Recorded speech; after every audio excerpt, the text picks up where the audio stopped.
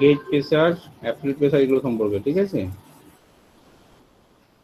Gauge pressure, absolute pressure, atmospheric pressure, vacuum pressure, চারটে term বলেছিলাম। এবার এটা দুটো দেখবি ইকুয়েশন ফর্মুলা ছিল।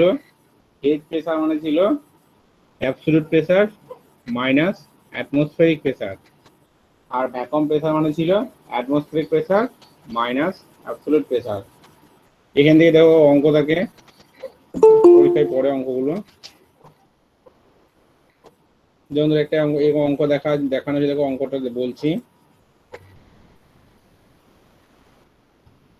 The pressure of steam inside a boiler as measured by pressure gauge is 1 Newton per millimeter square.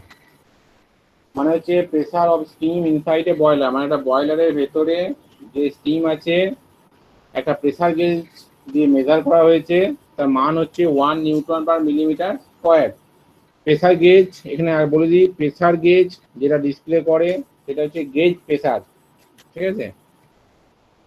The barometric pressure of the atmosphere is 765 mm of mercury. মানে হচ্ছে barometric pressure মানে হচ্ছে atmospheric pressure, তাহলে atmospheric প্রেসারটা হচ্ছে 765 millimetre of mercury. Find the absolute pressure of steam in Newton per meter square, kPa, bar and Newton per millimeter square. তাহলে এখানে আমাদের অ্যাবসলিউট প্রেসারটা বের করতে হবে। তাহলে আমাদের গেজ প্রেসার দেওয়া আছে, ব্যারোমেট্রিক মানে অ্যাটমসফেরিক প্রেসার দেওয়া আছে, অ্যাবসলিউট প্রেসার বের করতে হবে। তাহলে আমি এই ফর্মুলায় পুট করব। দেখো এই ফর্মুলাটা দেখো দেখতে পাচ্ছ, গেজ তাহলে absolute pressure equal to atmospheric pressure plus gauge pressure, দুটোকে যোগ করলে আমি ভ্যালুটা পেয়ে যাব। কিন্তু একটা অসুবিধা কি আছে দেখো, দুটো ফরম্যাট দেওয়া আছে প্রেসার গেজের মানটা হচ্ছে নিউটন পার মিলিমিটার স্কোয়ারে, একক ইউনিটটা। ব্যারোমেট্রিক প্রেসারের ইউনিটটা হচ্ছে mm অফ মার্কারি। দুটোকে সিমিলার ইউনিটে নিয়ে আসতে হবে, তারপর যোগ করতে হবে।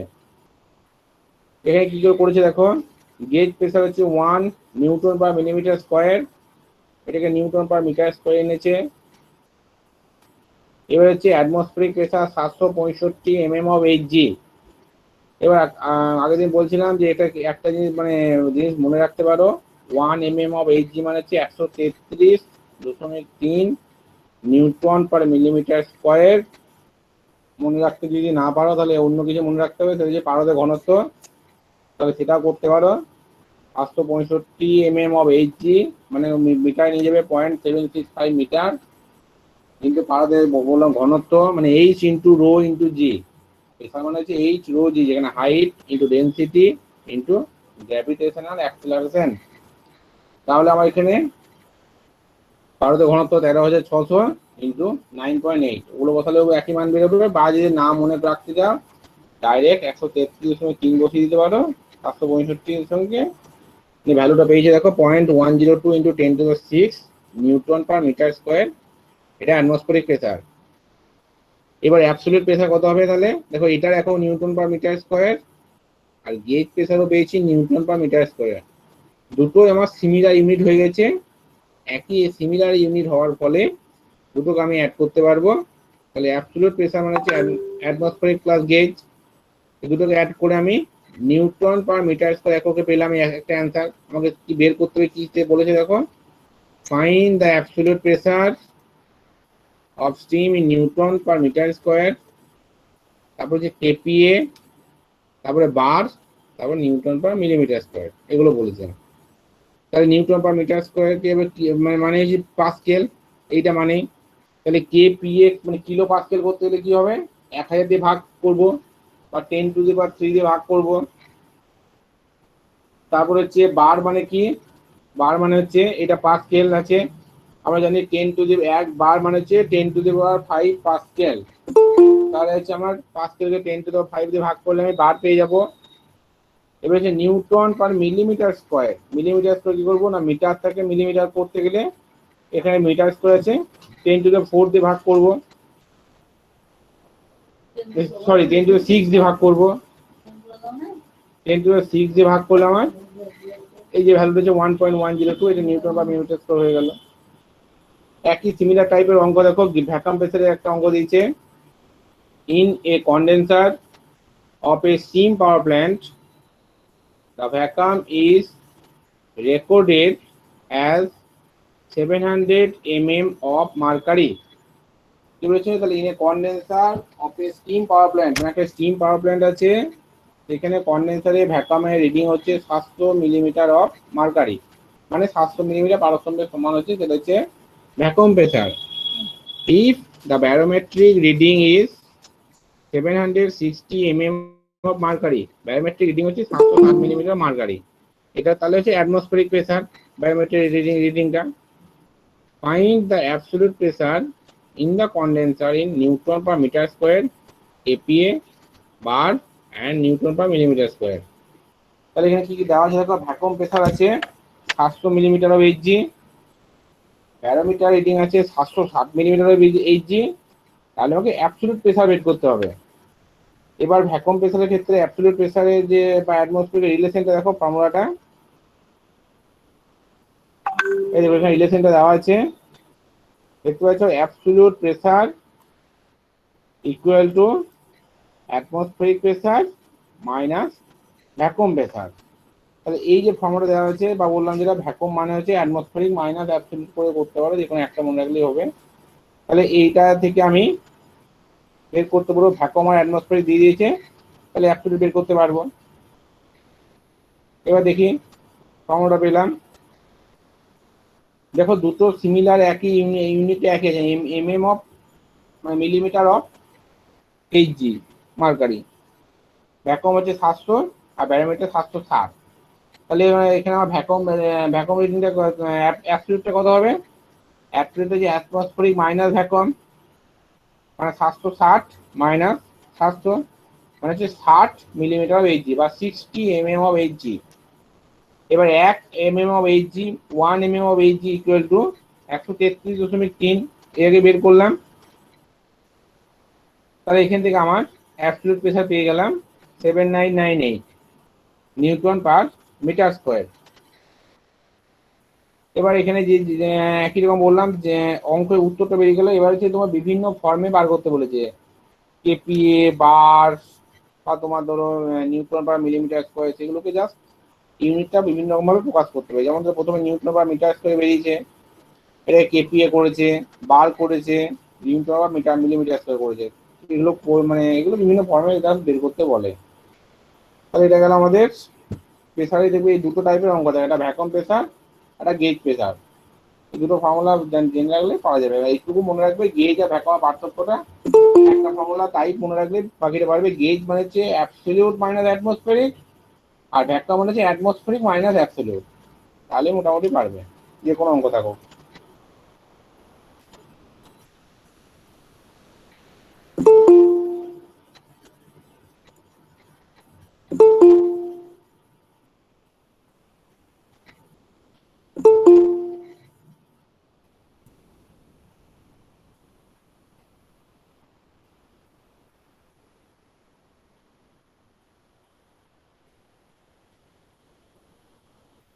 এবার হচ্ছে এনার্জি। এনার্জি কি, এনার্জি মানে শক্তি। এনার্জি হচ্ছে তোমার, আমাদের আগেও পড়েছি এনার্জি ডেফিনেশন, দেখবে ওয়ার্ক পাওয়ার এনার্জি চ্যাপ্টারে ছিল, সেখানে এনার্জি ডেফিনেশন পড়েছি। Energy is defined as a capacity to do work, মানে কার্য করার যে সামর্থ্য তাকে বলা হয় এনার্জি বা শক্তি। এবার এনার্জি দুরকম টাইপ আছে, একটা স্টোরড এনার্জি, একটা হচ্ছে ট্রানজিট এনার্জি। এখানে দেওয়া আছে স্টোরড এনার্জি 1 নম্বর, 2 নম্বর ট্রানজিট এনার্জি আর এনার্জি ইন ট্রানজিশন। যা বলবো স্টোরড এনার্জি কি, স্টোরড এনার্জি হচ্ছে সিস্টেমের বাউন্ডারির মধ্যে যে এনার্জি থাকছে,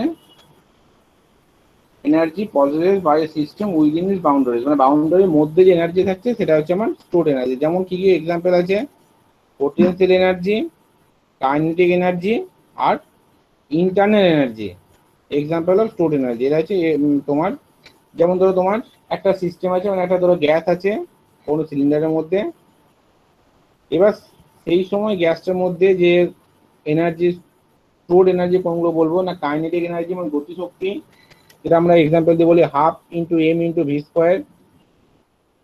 তারপর হচ্ছে তোমার পোটেনশিয়াল এনার্জি, মানে কতটা উচ্চতা আছে, m into m g h, যেটা আমরা যে ফর্মুলা জানি, এম মানে মাস, জি মানে গ্র্যাভিটেশনাল অ্যাক্সেলারেশন, আর এইচ মানে হচ্ছে কত হাইট ডেটাম থেকে গ্রাউন্ডে। আর একটা হচ্ছে ইন্টারনাল এনার্জি। ইন্টারনাল এনার্জি হচ্ছে একটা এনার্জি যেটা হচ্ছে তোমার সিস্টেমের মধ্যে থাকে, তোমার বিভিন্ন মলিকুলগুলোর বিভিন্ন অ্যারেঞ্জমেন্ট বা অ্যাট্রাকশন বা ওদের গতিশীলতার উপর ডিপেন্ড করে তোমার ইন্টারনাল এনার্জিটা থাকে, মেজারমেন্ট করা মানে তোমার বের করা হয়। তো এটাকে সিস্টেমে এগুলো সবই তোমার মধ্যে থাকে, তার জন্য এটাকে বলা হয় স্টোরড এনার্জি। ট্রানজিট এনার্জি কি, বা এনার্জি ইন ট্রানজিশন, যেটা হচ্ছে বাউন্ডারি ক্রস করে সিস্টেমে ঢুকছে বা সিস্টেম থেকে বেরিয়ে আসছে। যেমন ধরো হিট এনার্জি, ইলেকট্রিক্যাল এনার্জি, এগুলো হচ্ছে ট্রানজিট এনার্জির উদাহরণ। হিট এনার্জি কি না, ধরো একটা সিস্টেমের বাউন্ডারি বাইরে একটা আমি যদি হিট অ্যাপ্লাই করি, ফার্নেস রাখি, তাহলে হিটটা সিস্টেম বাউন্ডারি ক্রস করে সিস্টেমের মধ্যে প্রবেশ করবে, ঢুকবে। এটা হচ্ছে আমার ট্রানজিট এনার্জি। ট্রানজিট বা ট্রানজিশন হচ্ছে একটা জায়গা থেকে আরেকটা জায়গায় ট্রানজিশন হচ্ছে, মানে এখানে সিস্টেম বাউন্ডারির বাইরে থেকে সিস্টেম বাউন্ডারির ভেতরে ঢুকলো, ঠিক আছে। বা যদি আমি ঠান্ডা করি, তাহলে কি হবে, সিস্টেম থেকে হিট বাইরে, মানে বাইরে যদি আমি যদি বরফের মধ্যে রাখি বা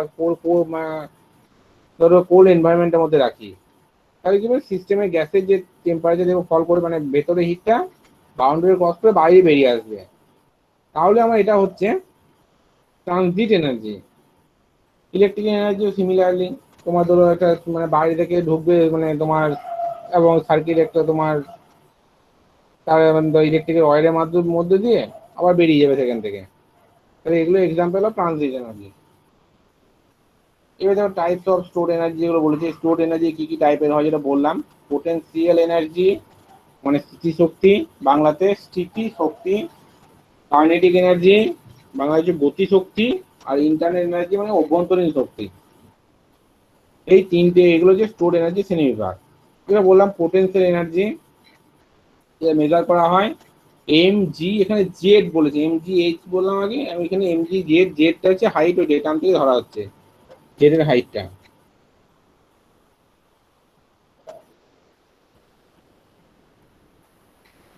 এবার এখানে তাহলে পেলাম, দেখো তোমার উদাহরণ দিয়ে দেখিয়ে তোমার একটা ক্যালকুলেশন দেখিয়েছে, পি মানে পোটেনশিয়াল এনার্জি মানে এম ইন্টু জি ইন্টু জেড। এবার সিস্টেমটা যেটা আছে, সিস্টেমের মাস যদি এম হয়, জি গ্র্যাভিটেশনাল অ্যাক্সেলারেশন আমরা সবাই জানি, আর জি এড মানে হচ্ছে সিস্টেমটা ডেটাম থেকে বা গ্রাউন্ড থেকে যে হাইটে আছে, ঠিক আছে। এই যে distance through the body falls, বা অনেক সময় উপর থেকে যখন পড়ছে মানে যে হাইটে আছে। এবারে কাইনেটিক এনার্জি। কাইনেটিক এনার্জি কি, energy possessed by body or system for doing work by virtue of its mass and velocity of motion। এর এর তোমার ফর্মুলাটা হচ্ছে half into m into v square. এটা যে কাইনেটিক এনার্জির ফর্মুলা। এম মানে যে তোমার মাস অফ দ্য বডি বা মাস অফ দ্য সিস্টেম বলতে পারো। ভি হচ্ছে ভেলোসিটি, যদি তোমার ভেলোসিটি থাকে তোমার সিস্টেমটা, তাহলে ভি ভেলোসিটি। তো এটা হচ্ছে কাইনেটিক এনার্জি। আর এবার হচ্ছে নেক্সট হচ্ছে ইন্টারনাল এনার্জি। ইন্টারনাল এনার্জি যেটা বললাম, molecular arrangement and motion of the molecule, মানে যে অণুগুলো আছে তার তার অ্যারেঞ্জমেন্ট এবং তাদের মোশনের কারণে তৈরি হয়, ডেভেলপ করে।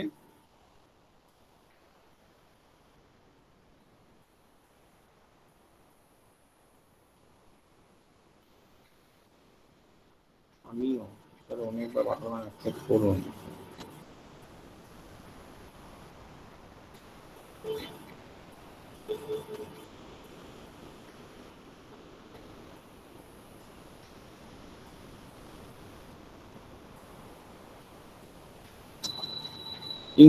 ইন্টারনাল এনার্জি মানে যেটা বললাম অভ্যন্তরীণ শক্তি, সেটা হচ্ছে মলিকুলার অ্যারেঞ্জমেন্ট এবং তাদের মোশনের উপর ডিপেন্ড করছে এটা।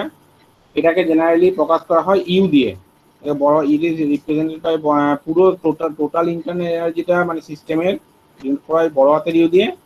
আর স্পেসিফিক ইন্টারনাল এনার্জি যেটা হয়, স্পেসিফিকটা হচ্ছে পার ইউনিট মাস, এটা ছোট হাতের দিয়ে প্রকাশ করা হয়। মানে একটা সিস্টেমে যদি 5 কেজি গ্যাস থাকে, সেই 5 কেজি টোটাল গ্যাসটা যা ইন্টারনাল এনার্জি হবে এটা বড় হাতে দিয়ে প্রকাশ করা হবে। আর 1 কেজি গ্যাসের যে মানে 5 ডিগ্রিতে ভাগ করা হয়, তাহলে প্রতি কেজির জন্য বার করব, এটাকে ছোট হাতের ইউ দিয়ে প্রকাশ করা হয়।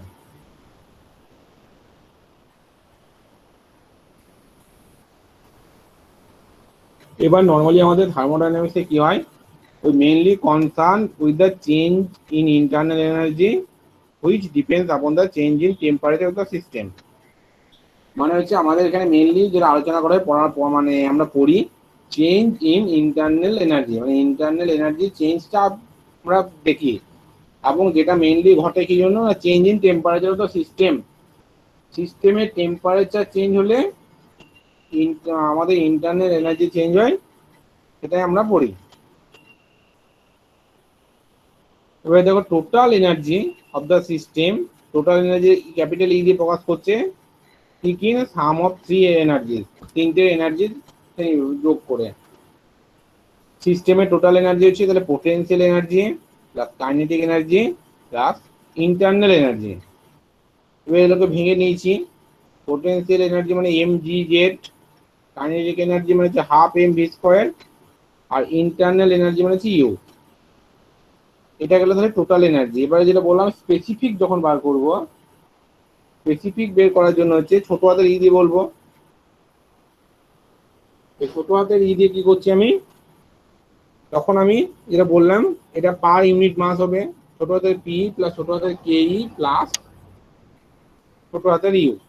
এবার যেটা পার ইউনিট মাস বের করেছি বলে আমি লিখলাম g z plus v square by 2 plus ছোট হাতের ইউ। এবার হচ্ছে যখন হোয়েন দা সিস্টেম, এখানে কয়েকটা কন্ডিশন বলা হয়েছে, কন্ডিশনগুলো কি, when the system is stationary, মানে স্থির এসে দাঁড়িয়ে আছে, মানে মানে তোমার মুভমেন্ট করছে না, and the effect of gravity is neglected, মানে ধরো গ্রাউন্ডেই আছে, যখন কোনো হাইটে নেই বা খুব বেশি হাইটে নেই, then P equal to zero and K equal to zero, মানে পোটেনশিয়াল এনার্জি জিরো, যেহেতু বললাম এফেক্ট অফ গ্র্যাভিটি নেগলেক্টেড, মানে তোমার জেটটা তোমার near about tends to zero, কারণ গ্রাউন্ডের কাছে যদি থাকে।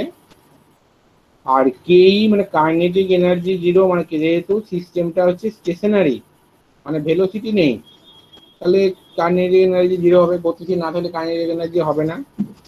In such a case e equal to u, মানে ছোট হাতে ইকুয়াল টু ছোট হাতে ইউ বলেছে, মানে total energy of the system is only internal energy. এবার law of conservation of energy, energy conservation মানে শক্তির নিত্য সূত্র তোমরা পড়েছো। The energy can neither be created nor destroyed, though it can be transformed from one form to any other form in which the energy can exist। মানে হচ্ছে এনার্জিকে সৃষ্টি বা ধ্বংস করা যায় না, শুধু একটা মানে ফর্ম থেকে অন্য ফর্মে রূপান্তর করা যায় মাত্র, ঠিক আছে, এটা চেঞ্জ হয় না। এরপরে হচ্ছে নেক্সট হিট। হিট হচ্ছে একটা আমাদের energy, heat is defined as energy transfer without transfer of mass, মানে এটা তো বলতে পারবো একটা এনার্জি ট্রানজিট এনার্জি এক্সাম্পল। এবারে হিট তোমার একটা বস্তু থেকে মানে বডি থেকে অন্য একটা বডিতে ফ্লো করে তিনটে উপায়ে, কন্ডাকশন, কনভেকশন, রেডিয়েশন, তিনটে টাইপ আছে। এটা দেখবে হিট ট্রান্সফার চ্যাপ্টার লাস্টে আছে, তখন বলবো তিনটে মানে এই যে ট্রান্সফার প্রসেস বললাম কন্ডাকশন, কনভেকশন, রেডিয়েশন সম্পর্কে, এখন দরকার নেই।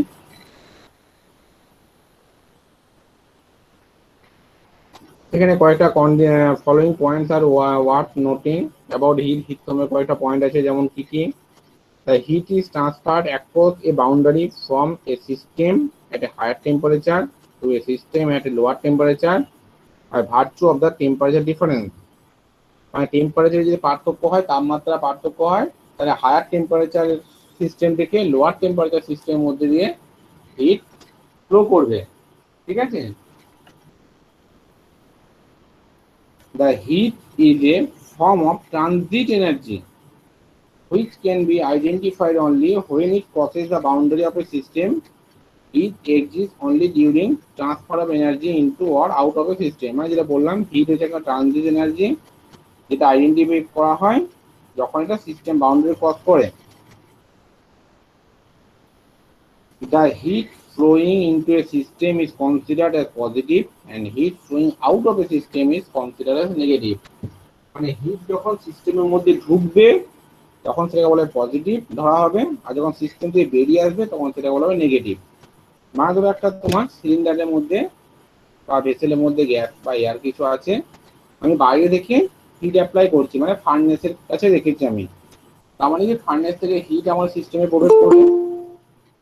এবার তার মানে হচ্ছে আমার এই কন্ডিশনটাকে বলো পজিটিভ কন্ডিশন, মানে হিট যখন বাইরে থেকে ভেতরে ঢুকছে। আবার যখন উল্টো হবে, যখন আমি একটা কোল্ড চেম্বারের মধ্যে রাখবো, মানে চারিদিকে বরফের মধ্যে রাখবো, তখন সিস্টেমটা ঠান্ডা হয়ে যাবে, মানে সিস্টেম থেকে হিট বাইরে বেরিয়ে আসছে, সারাউন্ডিংসে আসছে। এই কন্ডিশনটাকে বলবো নেগেটিভ কন্ডিশন। হিট যখন বেরিয়ে আসে তখন সেটা নেগেটিভ, আর যখন ভেতরে ঢোকে, মানে বাইরে থেকে ভেতরে ঢোকে, তখন সেটা পজিটিভ। এবার যে স্পেসিফিক হিট, স্পেসিফিক হিট কি? আপেক্ষিক তাপ। Specific heat of a substance, এটা হচ্ছে মানে জানো এক্সাম্পলটা, may be broadly define as the amount of heat required to raise the temperature of a unit mass of any substance to 1 degree. মানে একটা কোনো একক ভরের কোনো বস্তুর 1 ডিগ্রি টেম্পারেচার বৃদ্ধি করতে যে পরিমাণ তাপ লাগে তাকে বলে স্পেসিফিক হিট। দেখবে তোমাদের 9 বা 10-এ দেখবে অঙ্ক করেছো ভৌত বিজ্ঞান, মানে ফিজিক্যাল সায়েন্সে, সেখানে তোমার আপেক্ষিক তাপ বা স্পেসিফিক হিটের ফর্মুলাটা ছিল এইচ ইকুয়াল টু এমএসটি, যেখানে এস মানে ছিল আপেক্ষিক তাপ। সেখান থেকে ডেফিনেশনটা পাওয়া যায়, যেখানে যদি এইচ মানে এইচ ইকুয়াল টু এমএসটি থেকে যদি একক ভরের বস্তু হয় এবং 1 ডিগ্রি টেম্পারেচার বৃদ্ধি করতে হয়, তাহলে যে পরিমাণ তাপ লাগবে সেটাকে বলা হয় আপেক্ষিক তাপ। এখানে দেখা হচ্ছে heat required equal to M into C into T two minus T one. মানে হচ্ছে বস্তুর ভর হচ্ছে এম, সি হচ্ছে আপেক্ষিক তাপ মানে স্পেসিফিক হিট, টি1 হচ্ছে প্রাথমিক তাপমাত্রা, টি2 হচ্ছে অন্তিম তাপমাত্রা মানে final temperature and initial temperature. Specific heat at constant pressure equal to Cp আর specific heat at constant volume equal to Cv।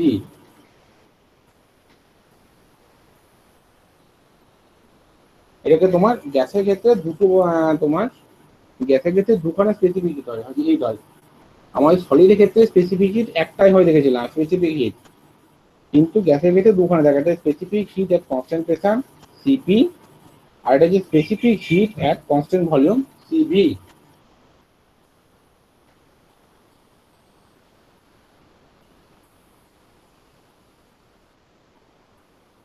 এবার হচ্ছে thermal or hit capacity. Thermal or hit capacity কি? The thermal or heat capacity of a substance may be defined as the heat required to raise the temperature of a whole mass of substance to 1 degree। মানে হচ্ছে তোমার কতটা hit লাগবে 1 degree temperature, মানে একটা whole মাসের 1 degree temperature বৃদ্ধি করতে কতটা হিট লাগবে সেটাকে থার্মাল আর হিট ক্যাপাসিটি। এটা প্রকাশ করা হচ্ছে থার্মাল আর হিট ক্যাপাসিটি কিন্তু এম ইন্টু সি। এম মানে মাস, সি মানে স্পেসিফিক হিট। ওয়াটার ইকুইভ্যালেন্ট মানে জল তুল্যাঙ্ক বাংলা ছিল, এটা কি? The water equivalent of a substance may be defined as the quantity of water, কতটা জল লাগবে, which requires the same quantity of heat, সেই পরিমাণ হিট লাগবে, as the substance to raise its temperature to 1 degree। মানে হচ্ছে তোমার কোনো একটা বস্তু ধরো তোমার 1 ডিগ্রি টেম্পারেচার বৃদ্ধি করতে যে পরিমাণ হিট লাগবে, সেই পরিমাণ হিট যে পরিমাণ জলের তাপমাত্রা 1 ডিগ্রি বৃদ্ধি করতে পারবে, সেটা হচ্ছে আমার ওয়াটার ইকুইভ্যালেন্ট। এখানে ম্যাথমেটিক্যালি এটা কি হয়, M into C KG. Just দেখো দুটো পার্থক্য দেখো, তোমার রাশিটা একই, থার্মাল আর heat capacity MC, water equivalent হচ্ছে এমসি। ইউনিটটা থার্মালের আর হিট ক্যাপাসিটি যে কিলোজুল, আর ওয়াটার ইকুইভ্যালেন্টের ক্ষেত্রে হচ্ছে এটা কেজি। এই জন্য অঙ্ক জেনারেল থাকে না। মেকানিক্যাল ইকুইভ্যালেন্ট হচ্ছে তোমার অফ হিট, মানে হচ্ছে তাপের যান্ত্রিক তুল্যাঙ্ক, বা দেখবে জুলের একটা তুল্যাঙ্ক ছিল, সেটা হচ্ছে তোমার এখন দেখবে পড়বে পরে, এটা অংশ নেই এখানে। যেমন তোমার মেকানিক্যাল ওয়ার্ক আর হিট পরস্পর মিউচুয়ালি কনভার্টেবল, একটা তোমার ধ্রুবক দিয়ে গুণ করা হয়, যেটাকে হচ্ছে তোমার জুল তুল্যাঙ্ক বলা হয়। নাই, খুব একটা দরকার নেই, ওয়ার্কটাও লাগবে না। এবার দেখো heat and work a path function, এটা পরে পরীক্ষায় মাঝে মধ্যে। পাথ ফাংশন দুটো ফাংশন হয়, একটা পাথ ফাংশন, একটা পয়েন্ট ফাংশন, ঠিক আছে। এখানে আমরা দেখবো হিট অ্যান্ড ওয়ার্ক হচ্ছে পাথ ফাংশন। কেন না দেখো বলছি, ডান দিকে দেখো ডায়াগ্রামটা দেখানো আছে, পিভি একটা গ্রাফ দেখানো আছে, যেখানে একটা সিস্টেমের ইনিশিয়াল পয়েন্ট হচ্ছে 1 আর ফাইনাল পয়েন্টটা হচ্ছে আমার 2, ঠিক আছে। 1 থেকে 2 তে যাচ্ছে এ পাথ দিয়ে, 1 থেকে 2 তে যাচ্ছে বি পাথ দিয়ে, ঠিক আছে। এ এবং বি দুটো পাথ দিয়ে ডিফারেন্ট ডিফারেন্ট পাথে যাচ্ছে যা।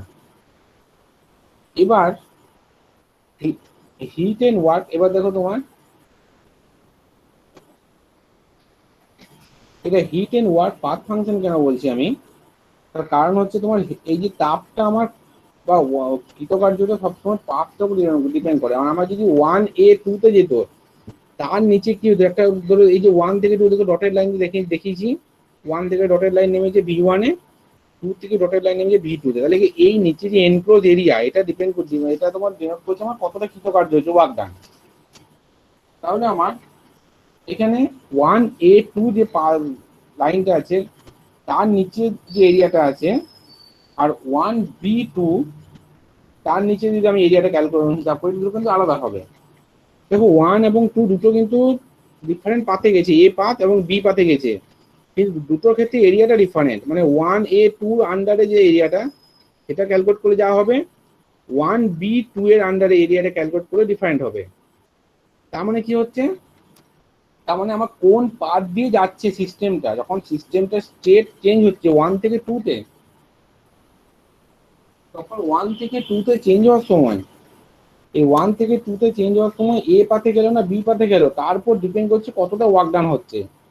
তাহলে আমার দেখো 1 এ যখন সিস্টেমটা ছিল, তখন প্রেসার P1 ভলিউম V1, আবার যখন 2 নম্বর স্টেটে গেছে, তখনও প্রেসার P2 ভলিউম V2। তাহলে কি হচ্ছে, আমার দেখা যাচ্ছে মানে প্রেসার ভলিউম কিন্তু দুটো ইনিশিয়াল এবং ফাইনাল স্টেটে একই থাকছে, কোনো চেঞ্জ নেই। পার্থক্যটা কি হচ্ছে, শুধু পাথটা, একটা সময় এ পাথ দিয়ে গেছে, একটা সময় বি পাথ দিয়ে গেছে। তাহলে কি হচ্ছে, যেটা বললাম, ওদের আন্ডারে যেহেতু এনক্লোজ এরিয়া, ক্ষেত্রফল, এরিয়াটা আলাদা হবে, এই এরিয়া আলাদা হয়ে যাওয়ার জন্য ওয়ার্ক ডানটা আলাদা হবে, মানে কৃতকার্যটা। এবং হিটটা তাই, হিট এনার্জি কতটা অ্যাপ্লাই হচ্ছে, এটাও কিন্তু তোমার আলাদা হবে। যে পাথে আমি নিয়ে যাব, সেই পাথে অনুযায়ী হিটটা ক্যালকুলেট করবো, কারণ কি আমি দেখলাম হিটও তাই ওয়ার্কের উপর নির্ভর করছে, হিট এবং ওয়ার্ক যেটা পরস্পর মিউচুয়ালি কনভার্টেবল। তাহলে আমার দেখা যাচ্ছে কি, হিট এবং ওয়ার্ক দুটো কিন্তু আমি কিন্তু কখনোই বলতে পারবো না যে 1 থেকে 2 তে যখন গেল, তখন কতটা হিট অ্যাপ্লাই হয়েছে। মানে তোমার ধরো যদি আমার 1 এ হিট হয় Q1 আর 2 তে হিট Q2 হয়, কখনোই বলতে পারবো না Q2 মাইনাস Q1 পরিমাণ হিট লেগেছে। কারণ আমি বললাম এ পাথ দিয়ে গেলে যা হিট লাগতো, বি পাথ দিয়ে গেলে তার থেকে বেশি হিট লাগতে পারে বা কম লাগতে পারে। ওয়ার্ক ডানের ক্ষেত্রেও তাই, এ পাথ দিয়ে গেলে যা ওয়ার্ক ডান হতো, বি পাথ দিয়ে গেলে তার থেকে হয়তো বেশি ওয়ার্ক ডান হতে পারে, ঠিক আছে। তাহলে কখনোই বলতে পারবো না একে কত ওয়ার্ক ডান হয়েছে বা দুয়ে কত W2, যে W যদি ওয়ার্ক ডান হয়, W2 মাইনাস W1 বলতে পারবো না। যে কারণে হচ্ছে আমার হিট এবং ওয়ার্ককে বলা হয় পাথ ফাংশন, মানে পাথটার উপর নির্ভর করছে কোন পাথে ওটা গেছে। পয়েন্ট ফাংশন কি, ভলিউমটা ধরো পয়েন্ট ফাংশন, মানে হচ্ছে তোমার এখানে কত ভি, মানে তোমার ধরো 1 নম্বরে ভলিউম ছিল V1, 2 এ ভলিউম V2, কতটা ভলিউম চেঞ্জ হয়েছে V2 মাইনাস V1, মানে 10 লিটার মাইনাস 5 লিটার করতে পারো, 10 মাইনাস 5 করলে বলে দেবো 5 লিটার ভলিউম চেঞ্জ হয়েছে, সেটা যে পাতেই হোক না কেন, এ পাতে হোক বা বি পাতেই হোক। তাহলে স্যার, হ্যাঁ, heat is equal to sir area under graph. Area under graph equal to work done, এই মানে পিভি ডায়াগ্রামের ক্ষেত্রে, হ্যাঁ স্যার। পিভি ডায়াগ্রামের ক্ষেত্রে তোমার area of the area under this curve is work done, ঠিক আছে। Yes sir. তাহলে তাহলে আমার এখানে যেটা বলছি যে এটা কিন্তু পরীক্ষায় বলতে লিখতে দেয় যে হিট এবং ওয়ার্ক এরা পাথ ফাংশন, এটা সম্পর্কে লেখো বা কেন পাথ ফাংশন সেটা লিখতে দেয়। তাহলে আমাকে এই যে ছবিটা এঁকে এটাই লিখতে হবে যে যেহেতু আমার এই এরিয়াটা ডিপেন্ড করছে ওয়ার্কের উপর বা তোমার এবং ওয়ার্কটা টোটালি আমার হিটের উপর ডিপেন্ড করছে, কতটা হিট লাগবে না লাগবে, কারণ work and heat are mutually convertible. এবং সেই কারণে বলতে দেখিয়ে দিতে পারবো যে 1A2 আন্ডারে যে এরিয়া হতো 1B2 এর আন্ডারে এরিয়াটা ডিফারেন্ট, তাই এরিয়া ডিফারেন্ট হলে ওয়ার্ক ডানটা ডিফারেন্ট হবে। যে কারণে এটা পাথের উপর ডিপেন্ড করছে কোন পাথ দিয়ে গেছে, সেই কারণে এই দুটোকে বলা হয় path function, not point function. Point function কি? Point function is volume, pressure, this are called point function because pressure at 1.1 is P1 and 0.2 is P2. So the difference of pressure is P2 minus P1. যেটা হচ্ছে যেমন direct বলতে পারবো যে এখানে 5 বার ছিল এখানে 10 বার হয়েছে, তাহলে প্রেসার চেঞ্জ কতটা হয়েছে 5 বার, দুটো ক্ষেত্রে একই। তাহলে এটা বলতে পারবে এইভাবে। এবারে কি হচ্ছে কি আমার, তাহলে হচ্ছে কি হিট কতটা অ্যাপ্লাই হয়েছে ডাইরেক্ট ওইভাবে বিয়োগ করে লেখা যায় না, যেটা বললাম Q2 মাইনাস Q1 করে লেখা যাবে না। হিট জেনারেলি এখানে আমরা প্রকাশ করি কিউ দিয়ে প্রকাশ করা হয় হিটকে, বড় হাতের কিউ দিয়ে টোটাল হিট আর ছোট হাতের কিউ দিয়ে স্পেসিফিক হিট। তাহলে Q1 থেকে 2, ঠিক আছে, এইভাবে লেখা হয় Q1-2, এটা যে কতটা হিট অ্যাপ্লাই হয়েছে, বা এইভাবে লেখা হয় 1Q2, মানে 1 থেকে 2 এ যাচ্ছে, যখন আমার সিস্টেমটা 1 থেকে 2 এ গেছে তখন কতটা হিট অ্যাপ্লাই হয়েছে, এটা Q1-2 দিয়ে লেখা হবে, বা 1Q2 সিস্টেমটা 1 থেকে 2 এ গেছে। আবার আমি কি লিখছি দেখো, আমি ওই জন্য বললাম এইভাবে লেখা যাবে না, Q2 মাইনাস Q1 লেখা যায় না, কতটা হিট চেঞ্জ হয়েছে।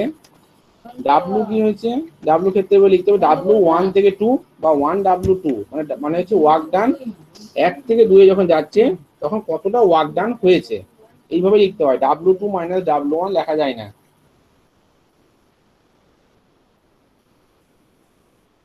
Comparison of heat and work, এখানে হচ্ছে এটা heat and work are both transient phenomenon, মানে বাউন্ডারি ক্রস করে।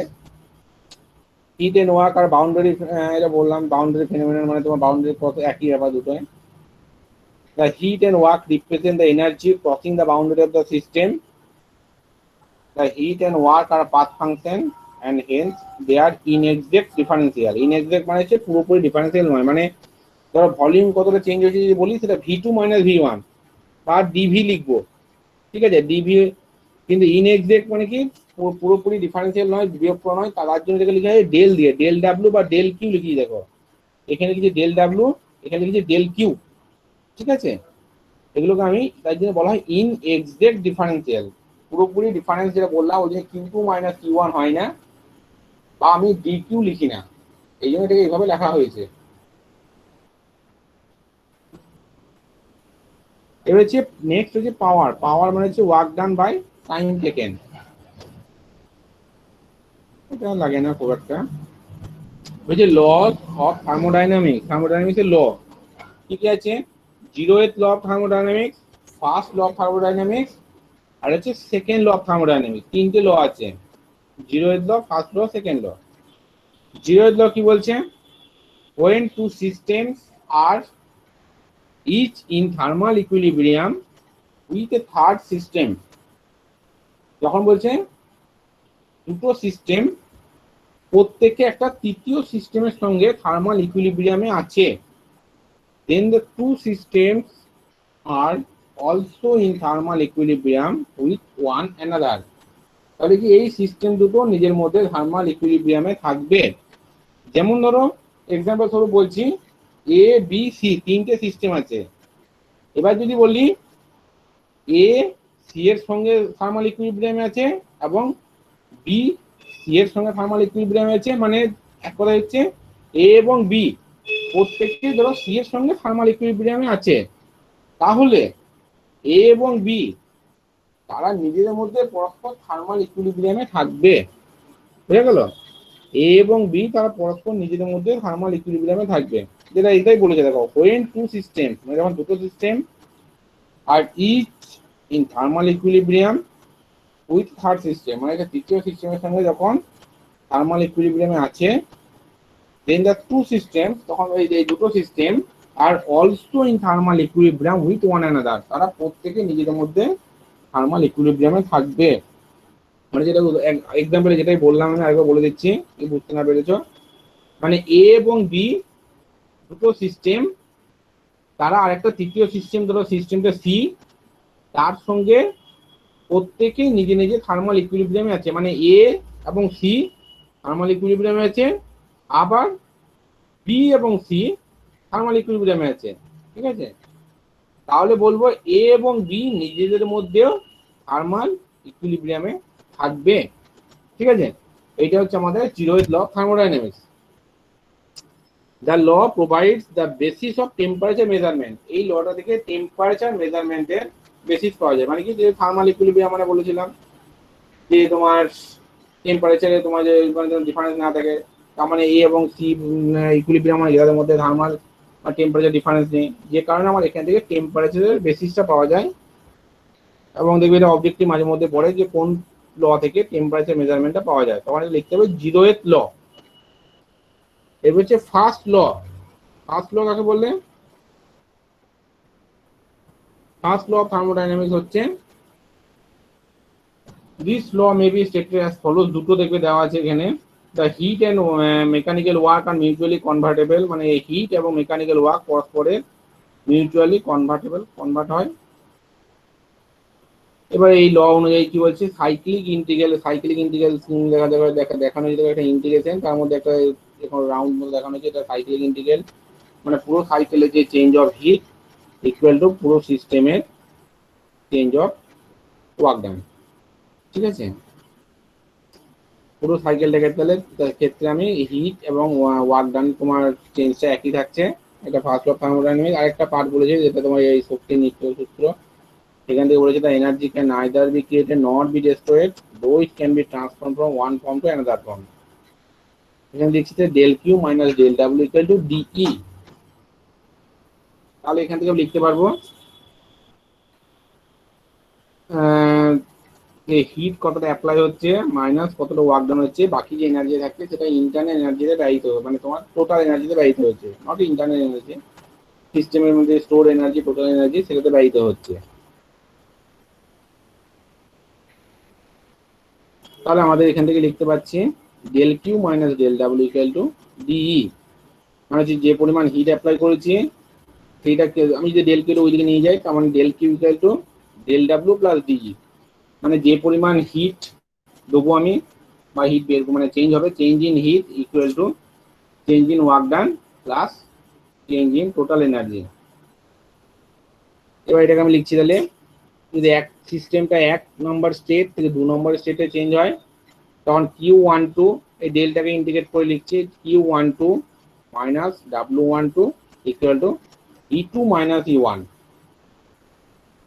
এবারে ইউনিট মাস মানে স্পেসিফিক যদি হয় ছোট হাতে প্রকাশ করবো, Q12 minus W12 equal to E2 minus E1। এবার Q1 থেকে 2 কত হয়, heat transfer to system during the process from state 1 to 2। E1 হচ্ছে total energy of the system at state 1। 1 নম্বর স্টেটে কতটা টোটাল এনার্জি। পি মানে ই মানে বলেছিলাম যেটা potential energy plus kinetic energy plus internal energy. এটা হচ্ছে mg(z1) plus mv1 square by 2 plus E1। E2 হচ্ছে total energy of the system at state 2, potential energy 2 plus kinetic energy 2 plus internal energy 2। এটা হচ্ছে mg(z2) plus mv2 square by 2 plus E2। তাহলে E2 minus E1 করলে আমি এই ভ্যালুগুলো put করবো। E1 এর মানে potential energy plus kinetic energy plus internal energy।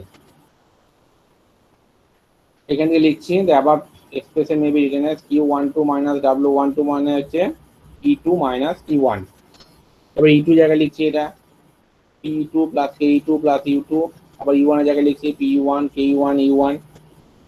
আমি তারপরে ফাইনাল ফর্মটা এইভাবে পাচ্ছি Q12 minus W12 equal to M GZ2 minus GZ1 plus M V2 square by 2 minus V1 square by 2 plus U2 minus E1। Unit mass একক মাসের ক্ষেত্রে সব ছোট হাতে দিয়ে প্রকাশ করবো এবং এগুলো এম গুলো বাদ যাবে। ঠিক আছে, মানে তোমার GZ2 minus GZ1 এটা হবে V2 square by 2 minus V1 square by 2 এবার যখন when there is no change in potential energy, মানে যখন পোটেনশিয়াল এনার্জি কোনো চেঞ্জ হচ্ছে না, একই আছে, যখন সিস্টেমটার ভেলোসিটি কোনো চেঞ্জ হচ্ছে না, মানে কাইনেটিক এনার্জি চেঞ্জ হচ্ছে না, তারপর যখন প্রথমে লিখলাম পোটেনশিয়াল এনার্জি চেঞ্জ হচ্ছে না, তখন আমার P2 মাইনাস P1টা জিরো লিখবো, পড়ে থাকলো এই জায়গায় এটা। আবার যখন কাইনেটিক এনার্জি চেঞ্জ হচ্ছে না, মানে সিস্টেমটা যখন there is no flow of mass into or out of the system, মানে কোনো ভেলোসিটি চেঞ্জ নেই, তখন Ke1 ইকুয়াল টু Ke2, একই ভেলোসিটি থাকছে গ্যাসটা, ঠিক আছে, বা সিস্টেমটা, তখন Q12 minus W12 equal to U2 minus E1 বা ডিইউ লিখলাম। এবার in other words in a close or non flow thermodynamic system, মানে ক্লোজ সিস্টেমের ক্ষেত্রে P potential energy zero, kinetic energy zero, কারণ তাদের মধ্যে কি বাইরে থেকে কোনো ক্লোজ সিস্টেমে কোনো মাস ট্রান্সফার হচ্ছে না, মাস ট্রান্সফার না হলে ওর ভেলোসিটিও চেঞ্জ হবে না, গ্যাসটা একই জায়গায় থেকে যাচ্ছে, যে কারণে কেইতে জিরো, পি জিরো, কারণ কি একই পজিশনে আছে, কোনো পজিশন চেঞ্জ হয়নি ওই সিস্টেমটা, তাহলে এগুলো সবসময় জিরো হবে। সেক্ষেত্রে আমার এবার ইকুয়েশন এবারে থাকবে, ধরেন আইসোলেটেড সিস্টেমের ক্ষেত্রে কি এগুলো সবই জিরো, তাহলে E2 ইকুয়াল টু E1, মানে কিউ ইকুয়াল টু ডাব্লিউ ইকুয়াল টু জিরো হয়, তাহলে আমার আগেও যা টোটাল এনার্জি ছিল এখনো তাই টোটাল এনার্জি থাকবে। এবার limitation of first law of thermodynamics, first law এর লিমিটেশন কি কি আছে, when a closed system undergoes a thermodynamic cycle the net heat transfer is equal to net work transfer। এবার যেটা বললাম যে যখন ক্লোজ সিস্টেমের মধ্যে কি বলছি, থার্মোডাইনামিক সাইকেল হচ্ছে একটা, তখন নেট হিট ট্রান্সফার, মানে যেটা বলেছিলাম cyclic integral of del q equal to cyclic integration of delta ডাব্লিউ, যেটা বলেছিলাম একটু আগে দেখালাম, সেটা হচ্ছে এখানে, মানে net heat transfer is equal to net work transfer. This statement does not specify the direction of heat flow in work, বলছে এটা কিন্তু হিট ফ্লো এবং ওয়ার্ক ফ্লো ডিরেকশনটা বলে না, মানে whether heat flow from hot body to cold body আর from A cold body to hot body, মানে হট থেকে কোল্ডে যাবে না কোল্ড থেকে হটে যাবে, সেটা কিন্তু এই সিস্টেমে স্পেসিফাই করা নেই, তাহলে এটা হচ্ছে একটা limitation. It also does not give any condition under which this transfer take place, কি কন্ডিশনে ট্রান্সফারটা হবে হিটটা সেটাও কিন্তু বলা থাকে না, মানে তোমার এটা হচ্ছে তোমার ফার্স্ট ল লিমিটেশন। আরেকটা কি বলেছে, তার hit energy mechanical work are mutually convertible, মানে হচ্ছে হিট এবং ওয়ার্ক মিউচুয়ালি কনভার্টেবল, কিন্তু এটা পুরোপুরি হয় না, মানে হিটটা যদিও পুরোপুরি ওয়ার্কে কনভার্ট হচ্ছে, কিন্তু ওয়ার্ক মানে এটা তোমার দেখো লেখা আছে দো the mechanical work can fully B converted into hit energy, মানে মেকানিক্যাল ওয়ার্কটা পুরোপুরি হিটে কনভার্ট হলেও only a part of heat energy can be converted into mechanical work, মানে হিট এনার্জি ক্ষেত্রে একটা পার্ট মেকানিক্যাল এনার্জিতে কনভার্ট হচ্ছে, কিন্তু মেকানিক্যাল এনার্জি ক্ষেত্রে পুরোটাই আমার হিটে কনভার্ট হচ্ছে, এটাই বলতে চাইছি, মানে পুরোপুরি মিউচুয়ালি কনভার্টেবল নয়। তো একটা এক্সাম্পল বলছি, তুমি ধরো হাতে হাতে ঘষা লাগছে করছো, ঠিক আছে, দুটো হাতের মধ্যে ঘষলে কি হয়েছে, কিছু পর হাতটা গরম হয়ে যাচ্ছে, তার মানে কি হচ্ছে এখানে মেকানিক্যাল এনার্জি আমার হিট এনার্জিতে কনভার্ট হচ্ছে, রাইট। এবার উল্টোটা বলি, হাতটা তুমি জয়েন্ট লাগিয়ে রেখেছো, জোড়া লাগিয়ে রেখেছো, এবার বাইরে থেকে হিট অ্যাপ্লাই করেছি, গরম করছি, তাহলে কি তোমার হাতটা ঘষা হবে? হবে না। তাহলে এটা হচ্ছে কি সবসময় আমার এটা হচ্ছে না, মানে নর্মালি আমার যেটা হয় যে যেটা বললাম যে work mechanical work fully converted into heat, but a part of heat energy can be converted into mechanical work, তাহলে heat and mechanical work are not fully mutually convertible, পুরোপুরি আর নয়, এটা দুটো লিমিটেশন থাকে। এবার দেখো ডান দিকে একটা ছবি দেখতে পাচ্ছ, PMM1, একটা ওয়ার্কের একটা পাশে লেখা আছে ওয়ার্ক, এই PMM পুরো নাম হচ্ছে perpetual motion machine, perpetual motion machine of the first kind, বলা হয় ওয়ান মানে ফার্স্ট, ঠিক আছে, perpetual machine of the first kind. এবার এটা কি নেই, machine which violate the first law of thermodynamics, that is energy can neither be created nor destroyed but can be transformed, is known as PMM1। এটা কি ধরনের machine, which produces work energy without consuming an equivalent of energy from other source, মানে অন্য কোনো source থেকে energy না নিয়ে যদি ওয়ার্ক ডান দেয়, এরকম ধরনের মেশিন হচ্ছে PMM1, পারপেচুয়াল মোশন মেশিন। এই ধরনের মেশিন হচ্ছে ইম্পসিবল ইন অ্যাকচুয়াল প্র্যাকটিস, মানে এটা অসম্ভব, বাস্তবে তৈরি হয় না, মানে হচ্ছে যে মেশিন কোনো হিট এনার্জি নেবেই না, মানে কোন বা অন্য কোনো ফর্ম অফ এনার্জি না নিয়ে শুধু ওয়ার্ক ডান দিয়ে যাবে, মানে ধরো তুমি একটা কোনো ইঞ্জিন আছে, সেটা তেল ভরলেই না অথচ ইঞ্জিনটা ঘুরতে লাগলো, গাড়ি গাড়ি চালাচ্ছ, গাড়িতে তেল ভরে না, গাড়ি চলছে, তার মানে কি এখানে অন্য কোনো ফর্ম অফ এনার্জি না দিয়েই যদি ওয়ার্ক ডান পাওয়া যায়, সেই ধরনের মেশিনকে বলা হচ্ছে PMM one perpetual motion machine, অর্থাৎ ফার্স্ট কাইন্ড। এখানে দেখানো হচ্ছে পিএমএম ওয়ান, এই যে বক্সের মধ্যে পিএমএম ওয়ান ডান দিকে ছবিটাতে, আর একটা অ্যারো দেখা মানে দেখানো হচ্ছে, এটা তীর দিয়ে দেখানো হচ্ছিল, মানে তীরটা তো দেয়নি, একটু দাগ দেখে দিচ্ছে ওয়ার্ক ডান, মানে দেখানো ছবিটা উদ্দেশ্য হচ্ছে শুধু ওয়ার্ক ডান বেরোচ্ছে, কিন্তু কোনো হিট ইনপুট হচ্ছে না বা কোনো অন্য এনার্জি ঢুকছে না। নর্মালি কি হচ্ছে, আমাদের বললাম এনার্জি সৃষ্টি বা ধ্বংস করা যায় না, একটা ফর্ম থেকে অন্য ফর্মে কনভার্ট করা যায়। তার মানে কি আমি এখানে বলছি ওয়ার্ক ডান পাচ্ছি, কিন্তু কোনো কিছু আমার কনভার্ট হচ্ছে না, এখানে এমনিই পেয়ে যাচ্ছি, তাহলে এই ধরনের মেশিন, এই ধরনের মেশিন অসম্ভব বাস্তবে হয় না। এটা আমার সময় অবজেক্টিভ পড়ে যে PMM one is impossible according two কোন ল, ফার্স্ট না ল না জিরো ল না সেকেন্ড ল, তাহলে আমাকে কি বলতে হবে, অ্যাকর্ডিং টু ফার্স্ট ল। এটা মনে রাখবে, পিএমএম ওয়ান মানে যে ফার্স্ট, আর একটা পড়বো আমি পরে একটু পরে, পিএমএম টু, টু হবে সেকেন্ড ল থেকে, ইম্পসিবল। তাহলে এই ধরনের মেশিন অসম্ভব, যেটা বললাম যে শুধুমাত্র ওয়ার্ক ডান দেবে, কোনো এনার্জি না কনজিউম করে, মানে খরচ করে। এটা হচ্ছে second law of thermodynamics. Second law কি বলছে, সেকেন্ড ল দেখো দুটো পার্ট আছে, দুটো কি কি, একটা কেলভিন প্ল্যাঙ্ক স্টেটমেন্ট, একটা ক্লসিয়াস স্টেটমেন্ট। প্রথমে আছে Kelvin Planck statement. Kelvin Planck স্টেটমেন্টটা কি, কেলভিন প্ল্যাঙ্ক স্টেটমেন্ট হচ্ছে according to Kelvin Planck it is impossible to construct an engine, মানে একটা ইঞ্জিন তৈরি করা অসম্ভব। বাংলাটা হচ্ছে it is impossible to construct an engine, মানে একটা ইঞ্জিন তৈরি করা অসম্ভব working on a cyclic process, মানে যে ইঞ্জিনটাকে সাইক্লিক প্রসেসে রান করছে, মানে যে সাইকেলিক প্রসেস, আগের দিন বলেছিলাম যে প্রসেসগুলো সমষ্টি বা একটা প্রসেসে যদি ইনিশিয়াল মানে প্রাথমিক এবং ফাইনাল মানে অন্তিম, মানে ইনিশিয়াল এবং ফাইনাল স্টেটটা যদি একই হয়, আইডেন্টিক্যাল হয়, মানে ধরো ঘুরিয়েছে আবার আগের জায়গায় ফিরে এলো, তখন সেটাকে বলবো সাইক্লিক প্রসেস বা সাইকেল।